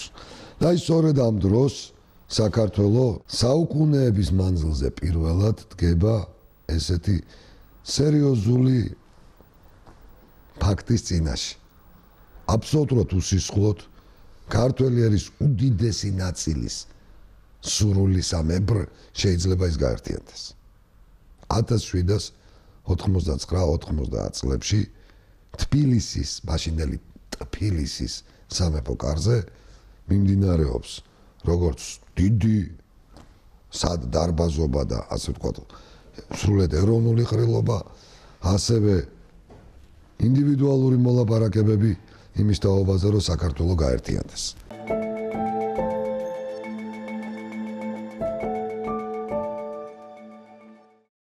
Hata 1794 წელს გარდაიცვალა იმერეთის გმირი მეფე სოლომონ პირველი, ისე რომ მას არ დარჩა კანონიერი პირდაპირი მემკვიდრე. მისი მემკვიდრეები იყვნენ, ვისაც ტახტზე შეეძლო ასვლა სოლომონის კანონმდებლობისა და შესაბამისად, სოლომონის ბიძაშვილი დავით გიორგიძე და სოლომონის ძმისშვილი დავით არჩილისძე. დავით არჩილისძე დედით იყო ერეკლე მეორის შვილიშვილი, ერეკლე მეორის ქალიშვილი ელენეს ვაჟი, ხოლო დავით გიორგიძე იყო სოლომონ პირველის ბიძაშვილი. ვინაიდან სოლომონ მეორის გართულებული ურთიერთობა ჰქონდა თავის ძმასთან, არჩილთან, იმიტომ რომ არჩილი მრუშობდა და მოკვდა მრუშობაში და სანეხვეზე დამარხა სოლომონმა, შესაბამისად აქედან გამომდინარე არჩილის ვაჟის უფლებები, რა თქმა უნდა, უფრო შეზღუდულად სჩანდა იმერეთის სამეფო ტახტზე. განსხვავებით სოლომონის ბიძაშვილ დავით გიორგიძისა და ავიდა კიდევაც დავით გიორგიძე. 5 წელი იმეფა დავით გიორგიძემ იმერეთში, რა თქმა უნდა, მას ყავდა ოპოზიცია წერეთლებისა და წულუკიძეების დაჯგუფების სახით, რომელთაც მხარს უმაგრებდა გარკვეულწილად თბილისის სამეფო კარი და საბოლოო ჯამში ეს ყველაფერი დამთავრდა 1799 წელს დავით გიორგიძის დამხობი და იმერეთის ტახტზე დავით არჩილისძის ასვლით, რომელმაც მეტი ლეგიტიმურობის შეძენის მიზნით სახელი გამოიცვალა და დაირქვა სოლომონ მეორე. მაგრამ სოლომონ მეორემ დაუშვა ერთი შეცდომა გამეფებისთანავე, თავისი ხელით სიკვდილი დასაჯა ის აზნაური, რომელიც დავით გიორგიძის თავარი ელჩი იყო ერეკლეს სამეფო კარზე და ცდილობდა ერეკლეს სამეფო კარისა და 1797 წლამდე თბილისში მყოფი, სანამ რუსები ტრაქტატს დაარღვევდნენ, რუსეთის წარმომადგენლის ბურნაშევისგან ეიტრალებას, რომ მათ ხარი არ დაეჭირათ დავით არჩილისძისთვის და შეგუებოდნენ იმერეთში დავით გიორგიძის მეფობას. და ეს ელჩი მოკლა სიკვდილი დასაჯა დავით არჩილისძემ, უკვე სოლომონ მეორე წოდებულმა, რასაც რა თქმა უნდა იმერეთში მოყვა აჯანყება, იმიტომ რომ არ დაუშვებელია შენ დიპლომატი მოკლა, მხოლოდ იმიტომ რომ წინა მეფეს ერთგულად ემსახურებოდა და შენ მისთვის არ იყავი მისაღები კანდიდატი. და სოლომონ მეორე დაამხეს. სოლომონ მეორის დამხობის შემდეგ კახეთის ჯარები შევიდა იმერეთში იოანე ბაგრატიონის მეთაურობით, აჯანყება შეწყდა, მაგრამ სოლომონ მეორის კვლავ ტახტზე აყვანა ვერ მოხერხდა, იმიტომ რომ იმერეთის თავადაზნაურობის ყველა გვარის და ყველა ოჯახის წარმომადგენელი ფაქტობრივად, ასევე მთელი სასულიერო ელიტა მიტროპოლიტების დოსითეოსისა და ეფთიმეს მეთაურობით, ასევე გურიისა და სამეგრელოს დელეგაცია ჩამოვიდა თბილისში და კატეგორიულად მოთხოვეს ერეკლეს, რომ მას უშუალოდ დაექვემდებარებინა სრულიად საქართველო. რომ ის გამხდარიყო ოდიშის, გურიის, იმერეთის მართველი. ეხლა თუ გავითვალისწინებთ, რომ ამ დროს აფხაზეთის სამეფო უამრავ წვრილ სამფლობელოდ არის დაშლილი და ასევე სვანეთიც მინიმუმ 3 ნაწილად იყო წარმოდგენილი, ეს იგი სადადიანო სვანეთთან, თავისუფალ სვანეთთან, სადადეშკელეთან და რა თქმა უნდა, ეს ყველაფერი მაინც იმერეთის სამეფოს გავლენის სფეროთ შეიძლება მოსაზრებული იყო. პირდაპირ ეუბნებოდა, რომ საქართველოს გაერთიანებინა.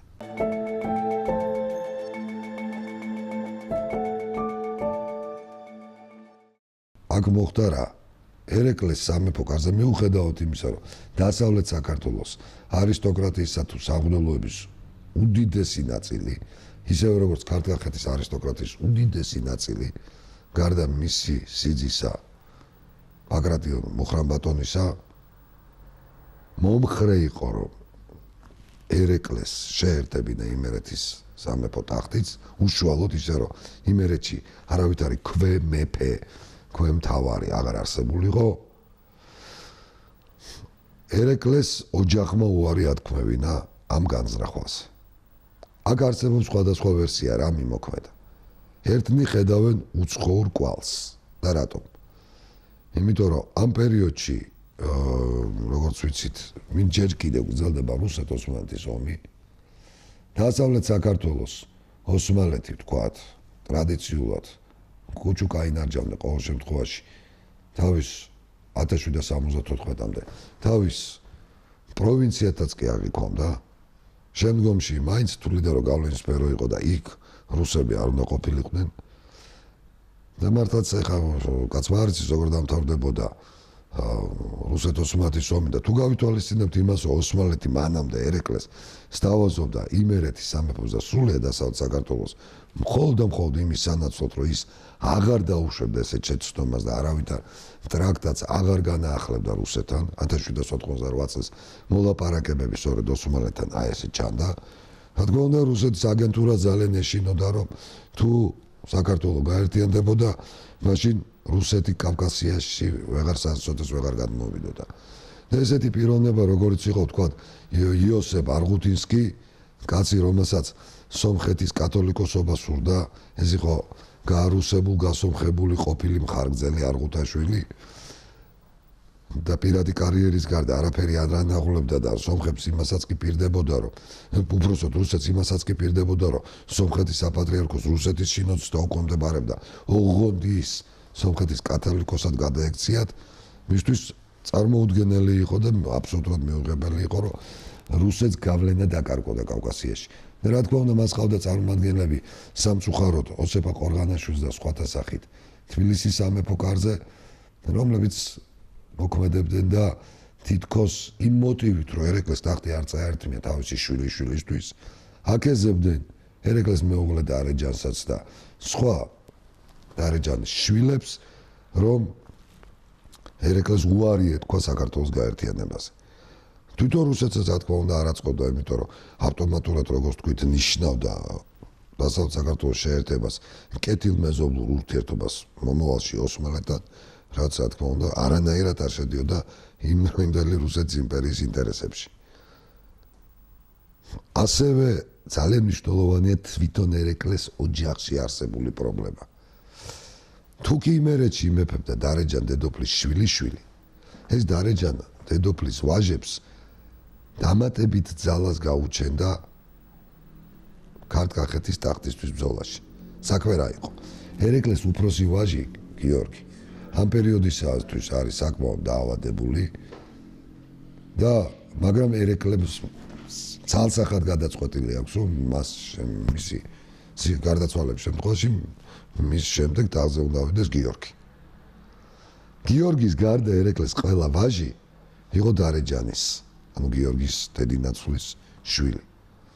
მათ შორის ყველაზე აქტიური იყო ერეკლეს იმ დროისთვის ცოცხლა დარჩენილ შვილთა შორის მესამე ვაჟი ვახტანგ არუმასხან ბატონიშვილი, რომელიც სხვა შორის უშვილო იყო, რომელსაც ჩაბარებული ჰქონდა არაგვის მართვა, ერთ-ერთ ძლიერ, ასე ვთქვათ, ჯარის გამომყვან არათუ პრინცად, არამედ ფეოდალად ითვლებოდა.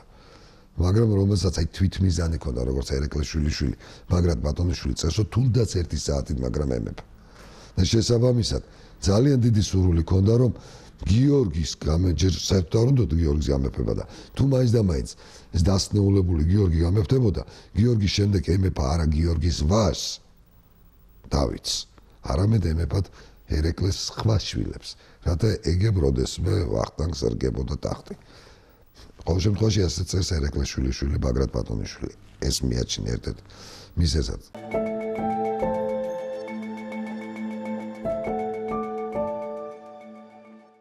იყო კიდე სხვა მიზეზებიც, და ეს რა იყო სხვა მიზეზი? ის რომ გიორგი მე-12-ის ვაჟი დავითი იყო ჩვეულებრივი უზნეო. ეს ადამიანი არის პიროვნება, რომელიც არის თამაშის აზარტით შეპყრობილი. ეს ნარკომანის ერთ-ერთი გამოვლინებაა, რომელმაც მოიყვანა ცოლად სომეხი ვაჭრის ქალი, მხოლოდ იმიტომ, რომ მისი ფული თამაშში და დროს ტარებაში გაეხარჯა, შემდგომში გაშორდა და უკვე ისე რომ ყოლელობას აბრალებდა, ჩემ მოკლოუნდო და ჩემ ცოლსო და მე კიდე სხვა ანალოგიური ქალზე აქვს თვალი დამდგარი, იმიტომ რომ პირველი ცოლი გააკოტრა ელემენტარულად და მისი ოჯახი. და ეს ხდებოდა როდესაც საქართველოს სამეფოს ყოფნა არ ყოფნის საკითხი იდგა დღის წესრიგში. და სხვა შორის მისი ალალი ბიძებიც და ნათესავებიც ხედავდა, რომ ეს არანორმალური იყო. გარდა ამისა, ეს კაცი იყო ვოლტერიანელი. ეს ოღონდ ვოლტერიანელობა ქონდა უმახინჯესი ფორმით ამოჭემებული. მაგალითად, აი პრინციპულად ძიმე მარხვაში ჭამდა ხორცს.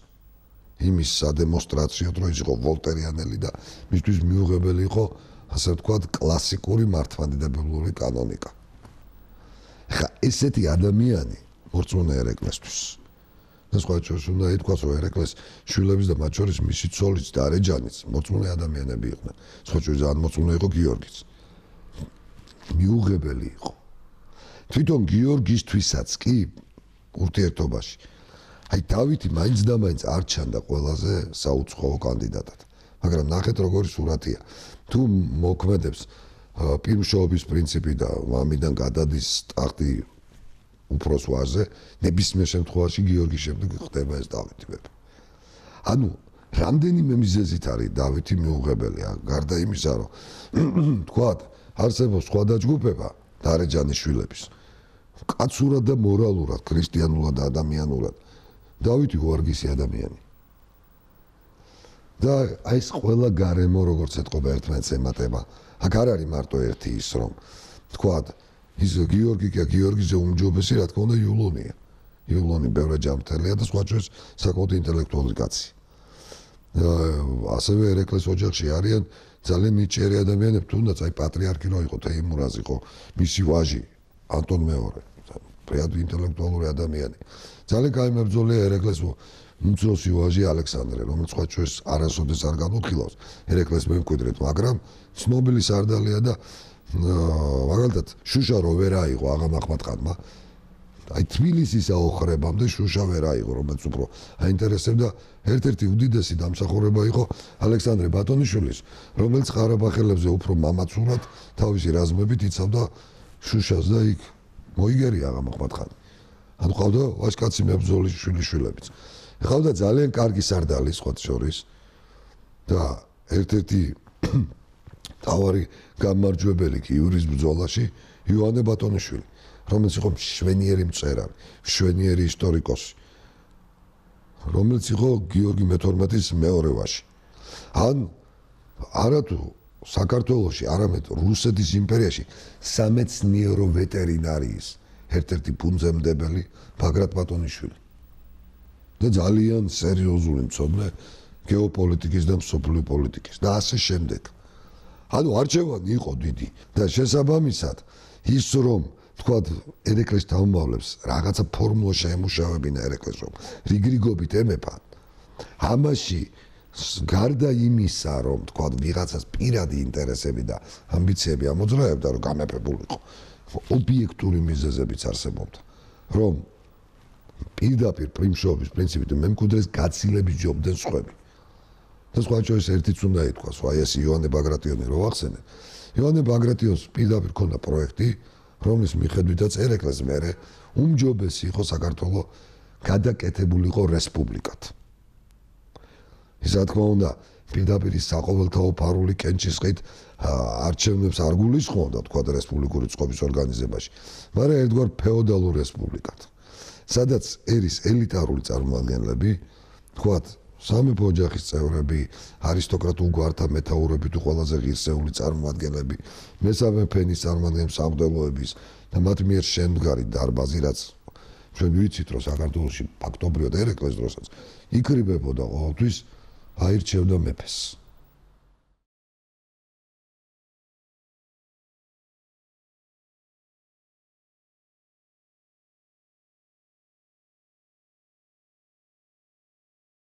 ჩვენ ისე წარმოგვიდგენია, რომ ვითომ საქართველო არის ძალიან ბნელი, არ ვეცნობით მონაცემებს, ამ დროს ერეკლეს შვილიშვილები მშვენივრად ხედავენ და იცნობენ, რა ხდება საფრანგეთში, რა მოხდა ამერიკის შეერთებულ შტატებში, რა ხდება ბრიტანეთში. იმიტომ რომ არის გარკვეულწილად მიწერ-მოწერებით, ინფორმაციის შემოსვლაც, გასვლაც იმ ემისრებით, ბრიტანელი იქნება, ფრანგი, ავსტრიელი, რუსი, ვინც აქ ჩამოდის, გადის და სხვა ჩვენს ვაჭრები, რომლებიც მოძრაობენ სხვადასხვა ეროვნების ვაჭრები. მოლედ ეს სიტუაცია იყო და ორი რამ მოხდა. პირველი, ერეკლემ უარი თქვა სამეფო ტარზე, ერთია სამეფო ტარზე და მაინც დაადგინა სოლომონი, იმერეთის მეფედ. მაგრამ იქვე ქართული საზოგადოების მოთხოვნით 1790 წელს შედგა ესეთი ივერიელთა ერთობის ტრაქტატი. ეს არის ორმხრივი ხელშეკრულება. ერთ მხარეს დგას ერეკლე მეორე, კარგახეთის მეფე, რომელსაც სხვა ჩვენს ოფიციალურად ჩვენ წინაზე ვთვლი, რომ სხვა სახელწოდება აქ ის არის სრულიად საქართველოს მეფე. ესე ანაკურთხი თეიმურაზიც ეკლესიურად და მე ერეკლე 1762 წელს და მეორე მხრივ იმერეთის მეფე გურიელი, დადიანი და სხვები, რომლებიც აცხადებენ, რომ საქართველოს უზენაესი მეფე, ფაქტობრივად საერთაშორისო ტერმინით ვთქვათ, იმპერატორი ხდება ერეკლე მეორე. ეს დაახლოებით ისეთი მოდელია გერმანიის იმპერია, რო შეიქმნა 1871 წელს, სადაც რამდენიმე მეფე და ჰერცოგი არსებობდა ისევ. მაგრამ პრუსიის მეფე ავტომატურად იყო გერმანიის იმპერატორი. დაახლოებით ესეთ მოდელზე მიდიან, რომ ომებში რა თქმა უნდა საქართველოს მეფე, ანუ ამ შემთხვევაში ერეკლე მეორე არის უმაღლესი მთავარსარდალი, ყველა მოვალეა, რომ ერთად იომოს და საგარეო პოლიტიკაში განახორციელონ აბსოლუტურად ერთიანი კურსი. მაგრამ რა თქმა უნდა ეს იყო მაინც უფრო ცუდი ვარიანტი, ვიდრე ის, რომ საერთოდ აღარ იარსება გარდა ერთი მეფისა სხვა თუნდაც ქვემეფეს. და ძალიან მალე აი ამ ტრაქტატიდან 91 წლისთვის იწერება ფაქტობრივად აი ამ აქტის დამატებასავით ხდება ერეკლე მეორის ანდერძი, რომლის თანახმადაც ერეკლე მეორე თავის გარდაცვალების შემდეგ ხაზინას ერთდროულად უტოვებს 6 შვილს, თავის შვილებიდან 6 კაცს აცხადებს მემკვიდრედ, რომელთაც რიგრიგობით უნდა იმეფონ ერთის გარდაცვალების შემდეგ მეორემ და თუ თქვათ მეორე ან მესამე იქნება გარდაცვალებული მის ნაცვლად მისმა პირშომ და ესე უნდა გაგრძელდეს რამდენიმე თაობის მანძილზე.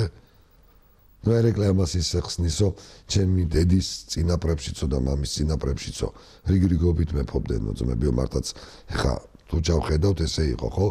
გაიხოს რომ ვახტანგი იასე, თქვათ ერეკლეს დედის ხარეს, კახეთშიც ასევე დავითი მამყული ხანი, მერე კონსტანტინე, მერე თეიმურაზი ხდებოდა.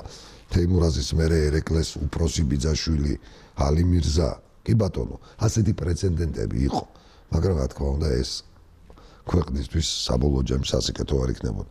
მოკლედ ყველაფრის იმის გათვალისწინებით, რომ ტახტის მემკვიდრის პირველი მემკვიდრე დავითი უარგისი იყო, იმის გათვალისწინებით, რომ ერეკლეს შვილთა მეორე ცოლთა შეძენილ შვილთაგან ერთ-ერთ ძალიან ვახტანგ ძალიან უნდა მეფობა და მართლაც არ ემეტებოდა საქართველოს ერეკლეს აი უარგისი შვილიშვილისთვის შედგა ესეთი აქტი, რომელი აქტიც შემდგომში გადაიქცევა კრწანისის კატასტროფის ერთ-ერთ ასე ვთქვათ საფუძვლათაც, უბრალოდ თბილისის საოხრების ერთ-ერთ საფუძვლათად, არა მთავარ, მაგრამ ერთ-ერთ და შემდგომში საქართველოს სამეფო დინასტიის გაუქმების, იმიტომ რომ აქვე უნდა ვთქვა და ჩვენ ამაზე გვექნება საუბარი 1801 წელს რუსეთმა საქართველო კი არ გააუქმა.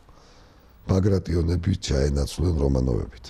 აქტები, რომელიც გამოცემულია პავლე პირველის მიერ პეტერბურგში იანვარში 1801 წლის და შემდგომში 1801 წლის 12 სექტემბერს მოსკოვში, იქ არ არის საუბარი საქართველოს ქვეყნის და სახელმწიფოს გაუქმებაზე.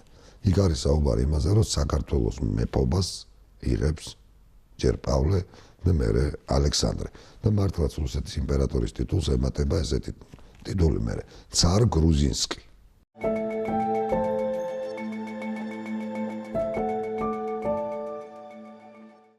აი ამ ყველაფრის საფუძველი იგივე რუსეთს მისცა იმ დაპირისპირებამ, რომელიც ამ აქტმა, ერეკლეს აქტმა ვერ დააწყდა, რა პირიქით, უფრო გააღვივა და უფრო მეტი ამბიციები გაუჩინა მავას და მავას.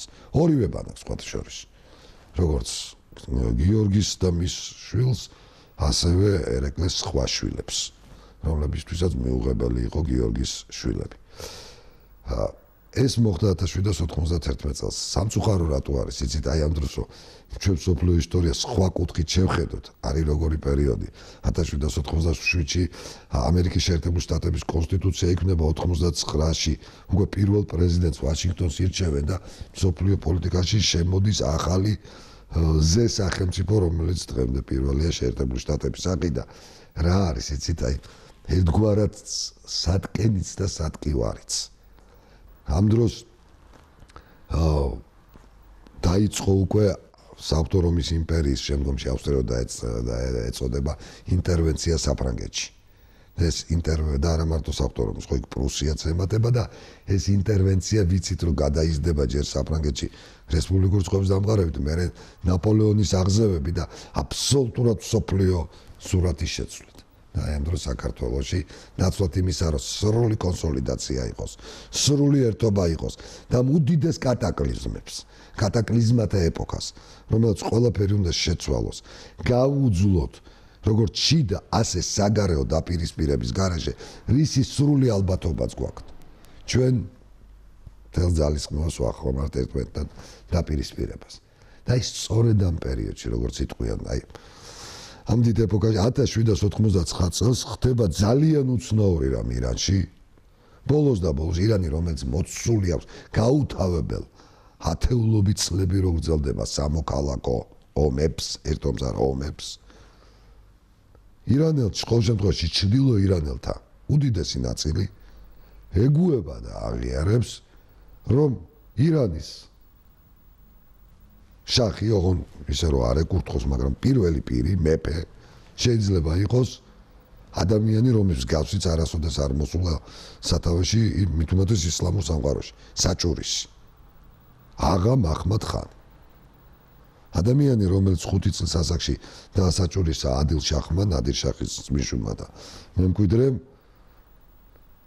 და რომელიც სხვათა შორის იყო ერთ-ერთი უძლიერესი დიპლომატიც, საკმაოდ კარგი სამხედრო სტრატეგიც, უბრალოდ დაზიანებული ადამიანი ფიზიკურად.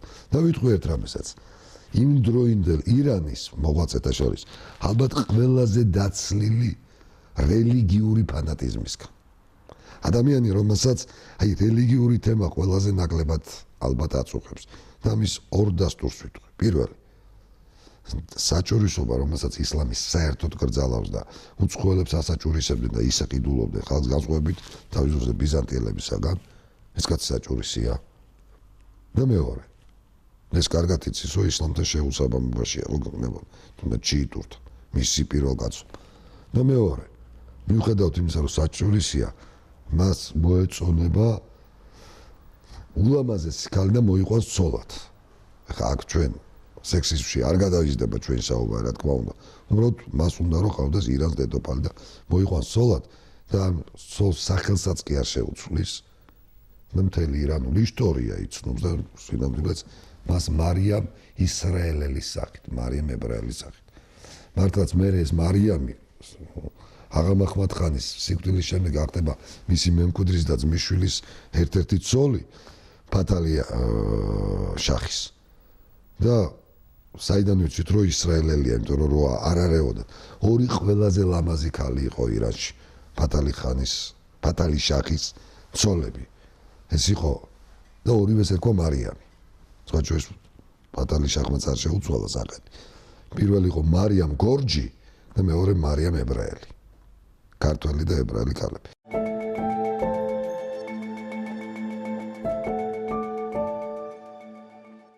ესე რომ ფიქსირდება რომ იუდაიზმის მიმდევარი ადამიანი ქალი არის ირანის შახის ცოლი, უკვე განსჯა მისი თქვა რელიგიური თემებისადმი მომინდვია, ხო? არ არის ეს კაცი ფანატიკოსი. რა თქმა უნდა, მომშვენივრად იცის, რომ არ არის არავით არის სეიდი და აიატოლა, ანუ განსხვავებით სეფიანთა დინასტიისა, მიუხედავად იმისა, რომ როცა მუღანის ველზე 1796 წელს ეკურთხება, ის არდებილიდან ჩამოატანინებს ის შახ ისმაილის ხმალს და შემოირტყამს, მაგრამ კიდე ხუსვამ ხას რომ ერთ-ერთი ყველაზე ბოლო ქალაქი რომელსაც ის იმორჩილებს და შედის ეს ყუმია.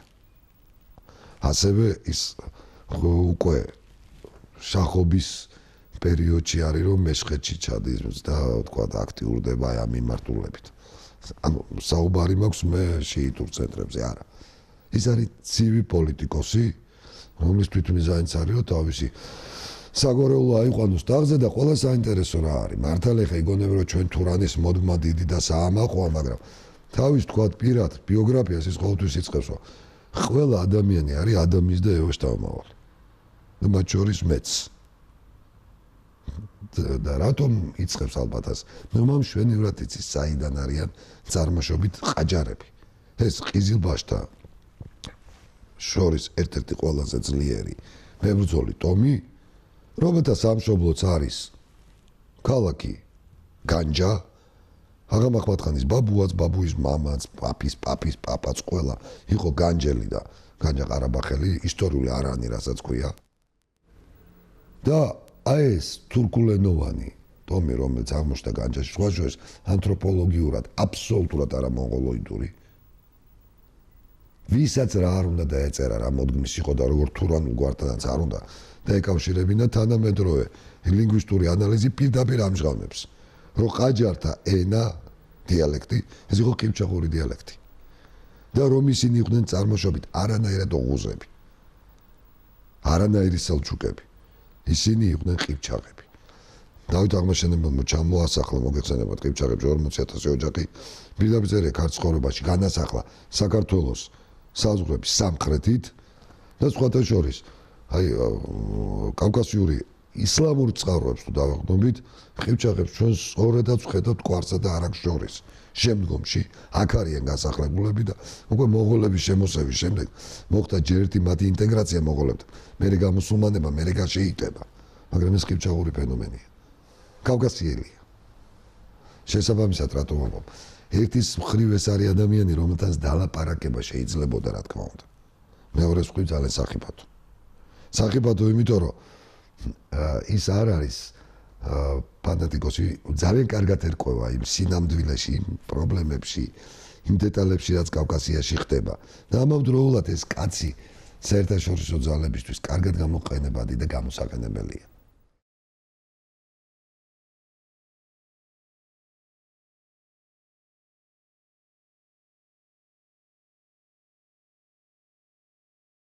აღამ ახმათხანის ბანაკში არიან ბრიტანელები, რომლებიც აკეზებენ მას ერეკლესთან საომრად.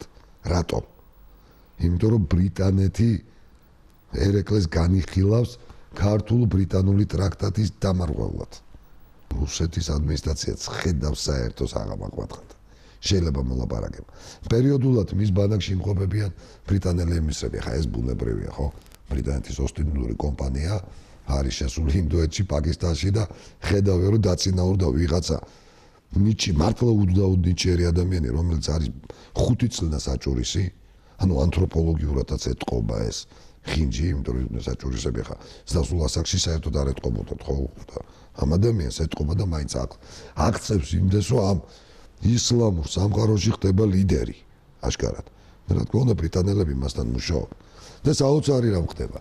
1794 წელი, როდესაც უკიდურესი ხორასნის გარდა სრულიად ირანი უკვე მას ემორჩილება.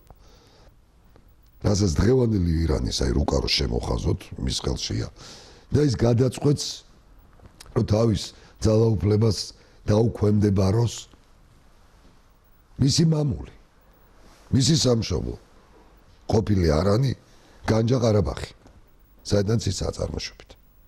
მისი ოჯახი. და 70,000-იანი არმიით მოდის. სხვა ჩვენს ამდენიმე მიმართულებით. გადანაწილდება შირვანისკენ, ერევნისკენ და ასე შემდეგ, იმიტომ რომ სამშობლოს იბრუნებს და რა თქმა უნდა, ვის ხელში ამ დროს განჯა ან ერევანი ერეკლე მეორეს. არადუ მოხარკები არიან ფაქტობრივად საერთაშორისო სამართლით განჯას და ერევანს ერეკლეს წერილებს უნდა ნახავთ რუსეთისადმი და რუსეთის დამოკიდებულებას. საქართველოს ნაწილად შეიძლება ავიღოთ, იმიტომ რომ ისინი არის სახანოები ჩვენს შემადგენლობაში. ეს კონფლიქტი გარდაუვალია ერეკლესთან. და ირთვება აი პირდაპირ ვიტყოდი მარკესის ნაწარმოები მახსენდება გამოცხადებული სიკვდილის ქრონიკა. ცნობილი როცა ყველა მიცის რა უბედურებაც უნდა მოხდეს. აქ ხდება უცნაური რამ. პირველად ისტორიაში ახალციხის საფაშო და როგორი ვითარება იცით რომ ამ პერიოდში ფაქტობრივად არა მარტო ახალციხე, არ ზრუმიდი, არ ბაქირი და ყველა საფაშოს სათავეში არიან ქართველები. საერთოდაც ოსმალეთის სულთანი სელი მესამეა. სელი მესამე, რომელიც ქართულენოვანია რეალურად. გურჯიმზე თუ ნახავის, ქართულიმზე თუ ნახავის, შვილი და გაზრდილია. მისი ყველა დიდი ვეზირი, მისი ყველა კაპუტან-ფაშა, ანუ ადმირალი, საზღვაო მინისტრი ქართველია. ფაქტობრივად ქართულენოვანი და ქართული წარმოშობის ადამიანები მართავენ ოსმალეთის იმპერიას და ხდება ესეთი პარადოქსი. პირდაპირ ეს ფაშები პირველად ისტორიაში მოუწოდებენ აღა მაჰმად-ხანს, რომ ილაშქროს თბილისის ასაოხრებლად. რატომ? რათა მიხვდეს ერეკლე რომ რუსეთს არ უნდა ნდობოდა და რუსები კავკასიონის ქედს გადმოღმა არასდროს არ გადმოეშვა. ზუსტად იგივეს აკეთებს თქვათ იმ დროინდელი სომხეთის საპატრიარქოც, რომელიც სხვათაშორის განსხვავებით იმ იოსებ არღუთინსკისა, რომელიც მაშინ პეტერბურგში იმყოფება, სულაც არ მიესალმება რუსეთის აქ შემოსვლას. ერთადერთი, ვინც აღა მაჰმად-ხანს არ მოუწოდებს სხვათაშორის იმისთვის, რომ თბილისი აოხროს, ეს არის რაოდენ გასაოცარიც არ უნდა იყოს ომარ ხანი, დაღესტნის ავარიის ხანი, რომელიც ერეკლეს პერიოდულად ეკიშმებოდა, ებრძოდა ზოგ რუსეთის თემების გამო, მაგრამ ეს მიწერ-მოწერას აწარმოებს შთავაზობს, რომ გვერდში დაგიდგები, ხო ხედავ რომ რუსები არ დაგიხმარები. ის უფრო გახსნილი თამაში თამაშობს. და ასევე საქართველოში მცხოვრები მრავალი მუსლიმი. მაგრამ გარედან ეს სიტუაცია და ყველა ცუდი რა ხდება ამ პერიოდში, ესე იგი რუსეთის პოლიტიკა რას აკეთებს ერეკლე. რა თქმა უნდა, პირველ რიგში პირადად აღა მაჰმად-ხანი მიადგება შუშას ყარაბაღის, მაშინდელი ყარაბაღის სახანოს დედაქალაქს, იქ ერეკლეს ვაჟი იბრძვის ალექსანდრე ბატონიშვილი და აღა მაჰმად-ხანი ვერ იღებს შუშას. დრო სხვა არის, იცით, ერთი არის აღა მაჰმად-ხანმა რესტავრაცია მოახდინა ირანის, მაგრამ ირანის სამხედრო ძალა ხარისხობრივად ვიძახი. კავკასიურ სამხედრო ძალასთან უბრალოდ კრიტიკას ვერ უძლებს. მართლა ერთი აზრია რა, აქ რაოდენობა შეიძლება საუბარი, იმიტომ რომ ხა ჩვენს ომებში და გამარჯვებულ და არა მარტო ჩვენ, სხვა კავკასიელებიც. და ზოგადადაც ხო იქ ლანდშაფტის გათვალისწინებით ეს ყველაფერი მოქმედებს. მაგრამ ერეკლე არის ძალიან დაძაბული, ეს ხო არ არის 1 საათის და 2 საათის თვეები მიდის მოლაპარაკებები. ამ დროს რუსეთის მთავარი წარმომადგენელი, ასე ვთქვათ, კაცი, რომელიც ითავსებს ასტრახანის გუბერნატორობას, კავკასიის ხაზის სარდლობას და ამავდროულად ირანში, რუსეთის ელჩობას ირანში, გუდოვიჩი, იმყოფება ამ ავად სახსენებელ გეორგიევსკში. ამ დროს. და ერეკლეს მიწერ-მოწერა, ხა გუდოვიჩთან კი არა პირდაპირ, ის უშუალოდ ეკატერინას მიმართავს. რომ რა ვქნა? იმიტომ მან იცის სხვათა შორის ერეკლემ, რომ აღა მაჰმად-ხანს ძალიან კარგი ურთიერთობა აქვს რუსეთთან. და რას ვაპირებთ? ვიბრძვით თუ არა? ყველაზე მეც ასაც თხოვს დამატებით 3,000 კაცს თუ მომაშველება. ეს ზურგად. არ ითხოვს ერეკლე 100,000-იან არმიებს. მას თავის იმედი აქვს. აქ ერთი ცუდი რაღაცაც ხდება, იცით, სხვადასხვა ისტორიკოსი სხვადასხვა გვარად ხსნის, მაგრამ ერეკლეს შვილები იგივე გიორგი და სხვები მის ჯარში არ იმყოფებოდა. არა და იულონს მაგალითად არა ხსნის ხეობა აქვს, ალმასხანს, არაგვის, გიორგის ქიზიყი და ამ შემდეგ. ეჯარები აკლია. ერეკლესთან მაქსიმუმ დგას 5000 კაცი. აქედან 2000 იმერელია. გადამწყვეტ მომენტში და ეს 2000 იმერელი ფაქტობრივად არიონებს. 3000 კაცით მოუწევს მას გამკლავება აღამახა მათგანთან, მაგრამ საინტერესო რა არის? ბოლო მიწერ-მოწერა. გუდოვიჩი პირდაპირ აძლევს აგვისტოს ბოლოს გარანტიას აღამახ მათგანს, რომ ის ომში არ ჩაერევა. ხოლო ერეკლეს ესე უთვლია, რომ იგი რუსულ სიტყვას ვიტყვი, რომ ნისუეცის აი ესეთ წერას ცინიკურს წერას. ანუ არის მოძრავ ჯარის შემოკრება არ გინდა, ცოტა დამცინავი ტონიც კი არის. რა კარგი ჩვენ ვართ აქ და შენ არაფერი არ ქნა, ანუ წესიერ პასუხსაც კი არცემენ. რომ იყოს სრულიად მოუმზადებელი. რატო რუსეთსაც აწყობს ერეკლეს მარცხი, იმიტომ რომ შემდგომში სათქმელი ექნებათ, რომ აბატონო, უჩვენო თქვენ არსებობა არ შეგიძლიათ. რომ კარგად იციან, რომ ერეკლეს რუსეთის მიმართ ძალიან კრიტიკულად არის უკვე განწყობილი.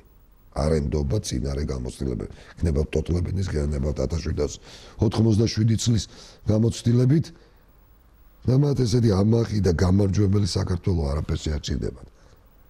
მოკლედ, ნახეთ, ყველას თავის ინტერესი აქვს.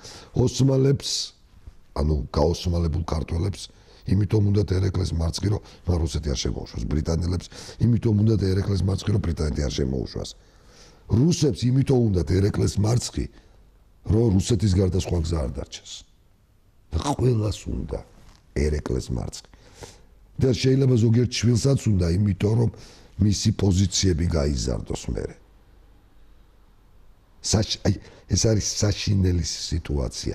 ყველაზე გადამწყვეტი მომენტი საქართველოს ისტორიაში, როდესაც რეალურად თავარი გადავრჩეთ და საქართველოს დიდება გარანტირებულია და ყველა ძალა ისე ჯგუფდება და მათ შორის შიდაც, რომ აი ეს გამარჯვება, ეს გადარჩენა თავიდან ავიცილო და პოლიტიკურ ჯოჯოხეთში ამოყოთ თავი.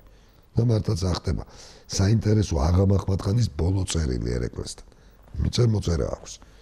და აგვისტოს ბოლოს, სექტემბრის პირველ რიცხვებში ერეკლე იღებს აღამახ მათგანის წერილს. აქედან ჩანს, რომ აღამახ მათგანს მაინც ეშინია ერეკლესთან პირდაპირ დატაკებს. განსეუნება თქვენო უმაღლესობაა ესე მიმართავს.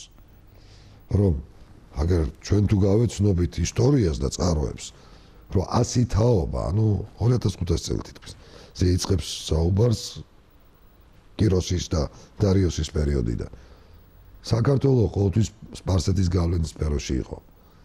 ნადირ შახის შემდეგო გასაგებია, რომ თქვენო აბსოლუტურად ცალკე ხარ და ასე შემდეგ, მაგრამ ეხაო თქვენი წარმომადგენლების დახოცვა მოგვიწიაო და შეტაკება ანუ სისხლი დაიღვარა. და რატომ? ერთადერთს რასაც მე ვითხოვ, მოდით მოკლედ რო თქვა ყველანაირი მუქარების და ეტიკეტების გამოტოვებით, თხოვს, რომ შეწყვიტე კავშირი და მომეცი გარანტია, რომ შენ ალიანს აღარ შეკარავ რუსეთთან. ეს არის მისი მოთხოვნა. არც ერთი სიტყვა ისლამზე, არც ერთი სიტყვა საქართველოს გამუსულმანებაზე, არც ერთი სიტყვა იმაზე, რომ საქართველო უნდა იყოს ჩვეულებრივი სახანო, როგორც ადრე იყო და ხანი ეჯდეს, არა. რა თქმა უნდა, იქ იგრძნობა, რომ აი პროირანულობა სურს მას, მაგრამ მთავარი დამოსავალი წერტილი რა არის? რომ რუსები არ უნდა დაუშვა კავკასიაში. ამის გარანტია. რა თქმა უნდა, ერეკლე არ პასუხობს ამაზე და აღამახ მათგანი დაახლოებით 40,000-იანი ჯარი, თავისი ყველაზე რჩეული ჯარი, რაც არის თავსასხმის თბილისს. თვითონ წანისის ბრძოლა საქართველოს ისტორიის ნარკვევში, როგორც არის შეტანილი, ეს კრიტიკას ვერ უძლებს. ყველაზე კაი კვლევა ამაზე ქონდა პროფესორ ექიმს თემურ პეტრიაშვილი იყო. ეხაც თქვა რაღაცა იმ გადაცემები, კეთდება, ფილმები, სადაც აი რესტავრაციის მცდელობები მიმდინარეობს უშუალოდ წანისის ბრძოლის. მაგრამ მე დავესესხები ზაქარია ჭიჭინაძის. წანისის 3 დღიანი ბრძოლა ერთია და წანისის 10 დღიანი ეპოპეა, მოდი ესე დავარქვათ, მეორეა. ეპოპეა თვითონ ომი იყო დაახლოებით 20 დღიანი. და დავიწყოთ 9-10 რიცხვიდან 20-21 სექტემბრამდე. ეს ომი საქართველოს მოიგო. როგორც ეს ჭიჭინაძე და როგორც გამოდის ყველა მასალის ანალიზით. თბილისი აოხრდა. უბრალოდ რას ვიტყვი, ნახეთ როგორ არის, ჯერ არის შემოტევა აღამახ მათგანის თბილისზე და 3 დღიანი ამ ბრძოლების შემდეგ ხდება ასეთი რამ, რომ მოჩვენებითად ერთი მიმართულებიდან აღამ ახმათხანი თითქოს ჯარების გაყვანას იწყებს, მაგრამ გადმოდის ტაბახმელის გზაზე და მოდის ნარიყალისკენ. აღმოჩნდება, რომ ნარიყალას უკვე აღარ იცავენ ქართველები. იმერლებს მიუტოვებია თბილისი, ფაქტობრივად იქმნება საფრთხე ერეკლეს ალყაში მოქცევის, ის დღევანდელი მეტეხის ხიდის ნაცვლად რა ხიდიც იყო.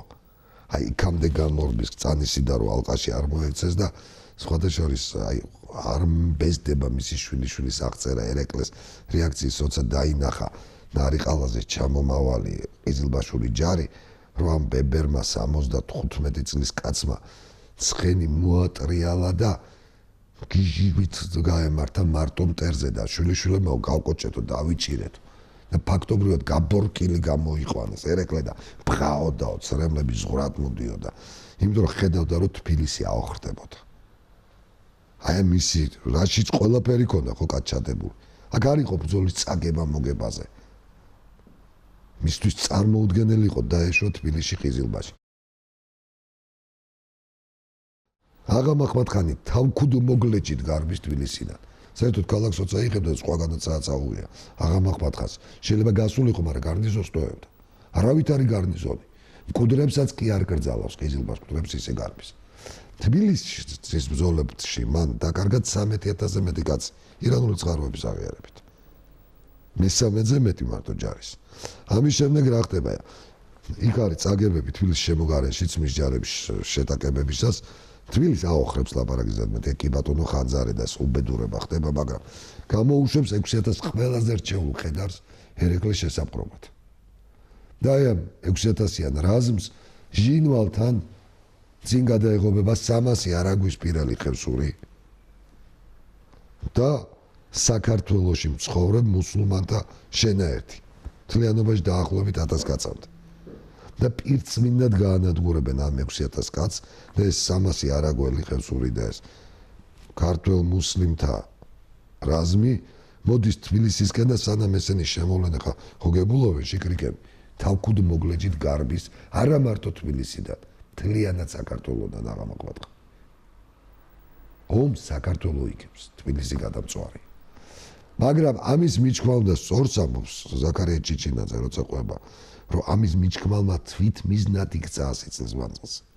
იმიტომ რომ თავარ არგუმენტად პავლეც და ალექსანდრეც თუ რატომ იერთებდნენ და რატო იღებდნენ თავის თავზე საქართველოზე მზრუნველობას, არგუმენტი ის ჰქონდათ, რომ აღამ ახმათხანმა დაგაოხრა და ირანელებისაგან უნდა გვეხსნეთ, გვინდოდა რომ გადაგვერჩინეთ და გვეხსნა საქართველო და თუ საქართველო თავისივე ძალით მოიგერია ირანი, დაამარცხა და უკუ აქცია, მაშინ მათი არგუმენტი განულდებოდა.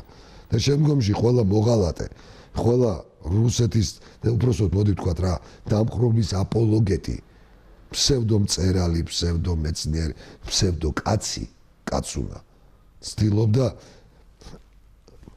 აღგრძანისის ომი შეეწყვიტა მხოლოდ თბილისის აღების ეპიზოდით. ერთი მონაკვეთით და გამოეტოვებინა ომი ბოლომდე. თუ როგორ დამთავრდა? ომი საქართველო მოიგო, ერეკლე მოიგო, მაგრამ თბილისი აოხრებული იყო. ამის შემდეგ რა ხდება? ამის შემდეგ რუსეთი ძალიან კარგად ხვდება, რომ ერეკლეს კულს ისინი ვერ მოაბრუნებენ, მართლაც ეკატერინე მეორე გამოუშვებს მერე საექსპედიციო კორპუსს, რომელიც კასპიის ზღვის სანაპიროზე პლატონ ზუბოვის მეთაურობით შეიჭრება, რაღაცას ილაშქრებს, მაგრამ ეკატერინე კვდება, ეს კორპუსი უკან გაღავთ რუსებს, ამასობაში მოღანის ველზე შახინშახად ეკურთხება აღამ ახმათხანი და მერე აღამ ახმათხანი ქართველის ხელით მოკვდება. შუშასთან დგომისას, ბანაკად დგომისას შუშას აიღებს მერე 97-ში და ესეც პირდაპირ მეტყოლებს ეხლა როცა ამბობენ რომ აღამ ახმათხანი იყო დაუძლეველი ძალა. უბრალოდ სცენა მინდა მოყვე როგორ დაიღუპება და იქიდან ჩანს თუ რაოდენ დაუძლეველი იყო ეს ძალა.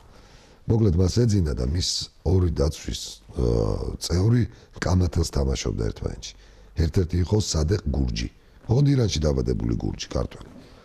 და მოუვიდათ ჩხუბი აყვირდნენ, გაეღვიძა აღამ ახმათხანს დაახლოებით ხამის 2 საათი იყო, გამოვიდა და ამათ ეუნება რომ რა შემოხუროს გადააწყო თოფის სამტროენ და ყვირიან რომ ეხაო თქვენო ჩახვალთო სადე ხანი ყავდა ესეთი მაშინ მორიგე ვინც იმასთანო ეთყვითო რომ დაგაპატიმროთო და დილითო სიკვდილი დაგჯითო და სადე გურჯეუნება დილით რო პარასკევიაო პარასკევს სიკვდილით ხო ვერ დაჯია ხო მართალია მოკლედ ჩახვალთო ციხეში ჩაჯდებითო და შაბათს დაგჯი ძილი სიკვდილით და შეტრია და გააგზელა ძილი ანუ რო გაეჩერებინა როგორც ეთქვა ეს ორი ჩავიდა მათ მიყვა კიდევ ერთი კამერდინერი აღა მაჰმად-ხანის და ეუნებია რომ ესე გითხრა რომ წადითო თავი დაიპატიმრეთო და აი ხვალ არა მაგრამ ზეგ სიკვდილი დაგჯითო და დაგჯისო და იმან უთხრა რა გითხრათ მაგისგან რას გაიგებო პრინციპში ახან თქვა რატომაც არ დაგჯითო და რა ვქნათო რა უნდა ვქნათო მძინარეაო ფხიზლები ხართო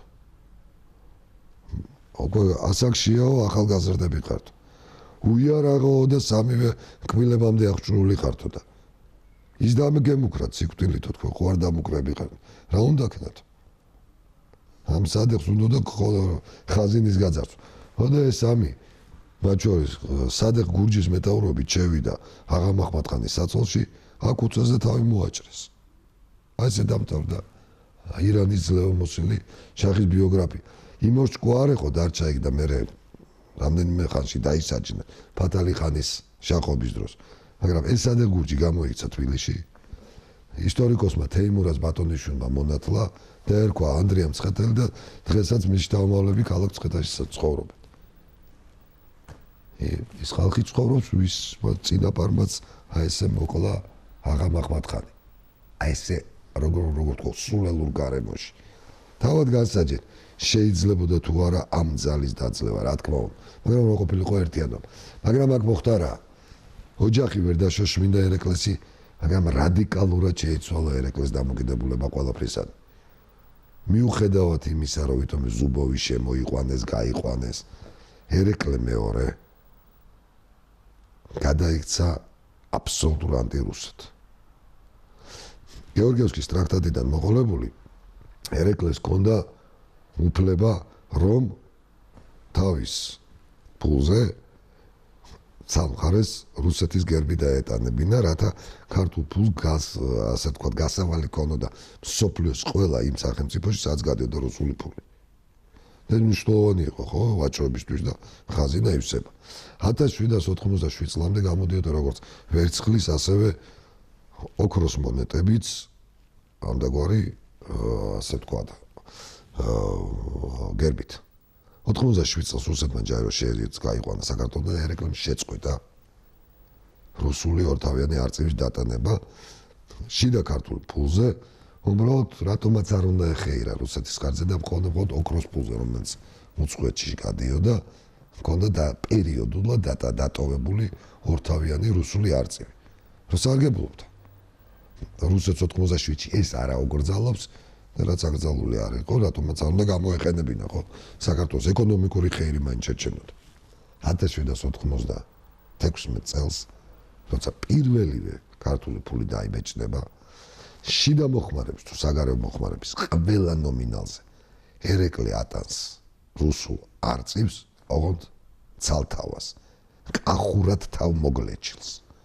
ყველაზე დიდი შეურაცხყოფა რაც კი შუა საუკუნეებში თუ ნუნას თანამედროვე ეპოქაში პოლიტიკაში შეიძლება ერთმა სახელმწიფო მეორეს მიმართ განახორციელოს ეს არის მისი სიწმინდეების სიმბოლიკის დროშის გერბის შეურაცხყოფა ერეკლე მეორე ქართულ ფულზე ატანს რუსეთის სიმბოლოს გერბის მიწასთან გამსორებელ ნიშანს თავმოგლეჯილ რუსულ არწივებს რითიც თელ სოფლიოს ეუნება და ეუნება შთამომავლებს რომ მისთვის რუსეთი თავმოგლეჯილი უღირსობა აი ესე გარდაიცვალა ერეკლე მეორე ასეთი განწყობით 1798 წლის დასაწყისში სხვა შორის გარდაიცვალა იგივე ტახტზე რომელთა ტახტზეც ის დაიბადა იგივე სასახლეში რომელზე უფრო დიდი სახლები დღეს საქართველოში ვისაც სოფელში აგარაკი აქვს შეიძლება ძალიან ბევრს ააგო იმ თავის თელავის სასახლეში გარდაიცვალა მართლაც და გულდამზიმებული, იმიტომ რომ ადამიანმა ყველაფერი გააკეთა იმისთვის, რომ საქართველოს კიდევ ერთხელ გამختارიყო დიადი სახელმწიფო. სხვათა შორის, აი სულისკვეთება, რომელიც იმ პერიოდის საქართველოში დაიბადა, რომ ყველას უნდა ერთიანობა, რომ ჩამოდიან მასთან. 1795 და სხვათა შორის იმერეთში მაქსიმე ავაშიძე გარდაიცვალა. პატრიარქს აღარ ირჩევენ, ერთი პატრიარქი უნდა იყოს. აბსოლუტურად ყველაფერი ერთი უნდა კონდეს. ეს ტენდენცია მერე ილია ჭავჭავაძეში აფეთქდება და თავს გამოიჩენს და ამაზე მოალში ვისაუბრებთ. მე-19 საუკუნის და მე-20 საუკუნის ქართულ კულტურაში განიფინება, რომელიც კულტურას დამამად შეგვიძლია ვთქვა, მსოფლიოში ერთ-ერთი უძლიერესი კულტურა იყო და არის. ის კულტურა, რომელსაც ქართველი ერი შექმნის მე-19 და მე-20 საუკუნეში. ეს ყველაფერი პირდაპირ ეფუძნება ჰერეკლეს სულისკვეთებას, ჰერეკლეს სულს და ჰერეკლეს ხმალს. მაგრამ ფიზიკურად რაშიც უნდა კიდევ სახელმწიფოებრივად ეს განეხორციელები. სახელმწიფოებრივად ერთი დარჩა, რომ იურიდიულად ვერც რომანოვებმა და მერე ვერც ბოლშევიკებმა საქართველოს სახელმწიფო ვეღარ გააკრეს. ყოველთვის არსებობდა ცარსტვა გრუზინსკაია, თუნდაც ფორმალურად, თუმცა ქართულ ენას გვიგზავნდნენ და ეკლესიის ავტოკეფალიას გვართმევდნენ და შემდგომში საქართველოს საბჭოთა სოციალისტური რესპუბლიკა. კი ბატონო, აი ეს, რომელსაც სუვერენული სახელმწიფო ერქვა, ეს არსებობდა. ეს ვერ აღმოფხვრეს. ესეც სხვათა შორის იმ ერეკლეს ქართველების სულისკვეთების შედეგია, მაგრამ ჩვენ გავუშვით ხელიდან ისო შეიძლება არათუ რეგიონალური თვალსაზრისით, არამედ სოფლიო პოლიტიკაში ერთ-ერთი უსერიოზულეს სახელმწიფოდ და ფენომენად ქცეულიყავით უკვე მე-19 მე-20 საუკუნეში ჩვენი მდგომარეობიდან გამომდინარე, იქიდან გამომდინარე, რომ ჩვენი მეზობლები ირანი და ოსმალეთი ფრიად სუსტებოდა და ის რომ იმდროინდელი კავკასიის მოსახლეობის ისე ერთადერთი პრობლემა როგორც ჩვენ ვისაუბრეთ ქონდა დაღესტანთან დაანჩენი დაწყებული ჩერქეზეთიდან დამთავრებული ჩეჩნები ყველა თავის ჰეგემონად ქართულ სამყაროს აღიქონდა იმ პერიოდში და ეს ყველაფერი რა თქმა უნდა ძალიან დიდ შესაძლებლობას და პერსპექტივას აჩენდა რომ აღარაფერს ვამბობ აზერბაიჯანის დღევანდელი მოსახლეობას და სომხეთისაც საქართველოს შეხურებდა როგორც პრინციპში მხსნელს და წინამძღოლს რომ ეს ყველაფერი ჩვენ შეგვეძლო გაგვეხორციელებინა დიდ პოლიტიკურ და ეკონომიკურ დივიდენდებად, რომელიც ჩვენ დაგვრჩებოდა როგორც მატერიალურად ისე სახელი და ისე სულიერად, მაგრამ სამწუხაროდ ჩვენს აქილევსის ქუსლად როგორც ყოველთვის იქცა ისე შიდა განხეთქილება უჩემოთ ვით ვიმღერებთ, მე მინდა ტახტი, მე მინდა პირველკაცობა და ამაზე შემდგომში ვისაუბროთ.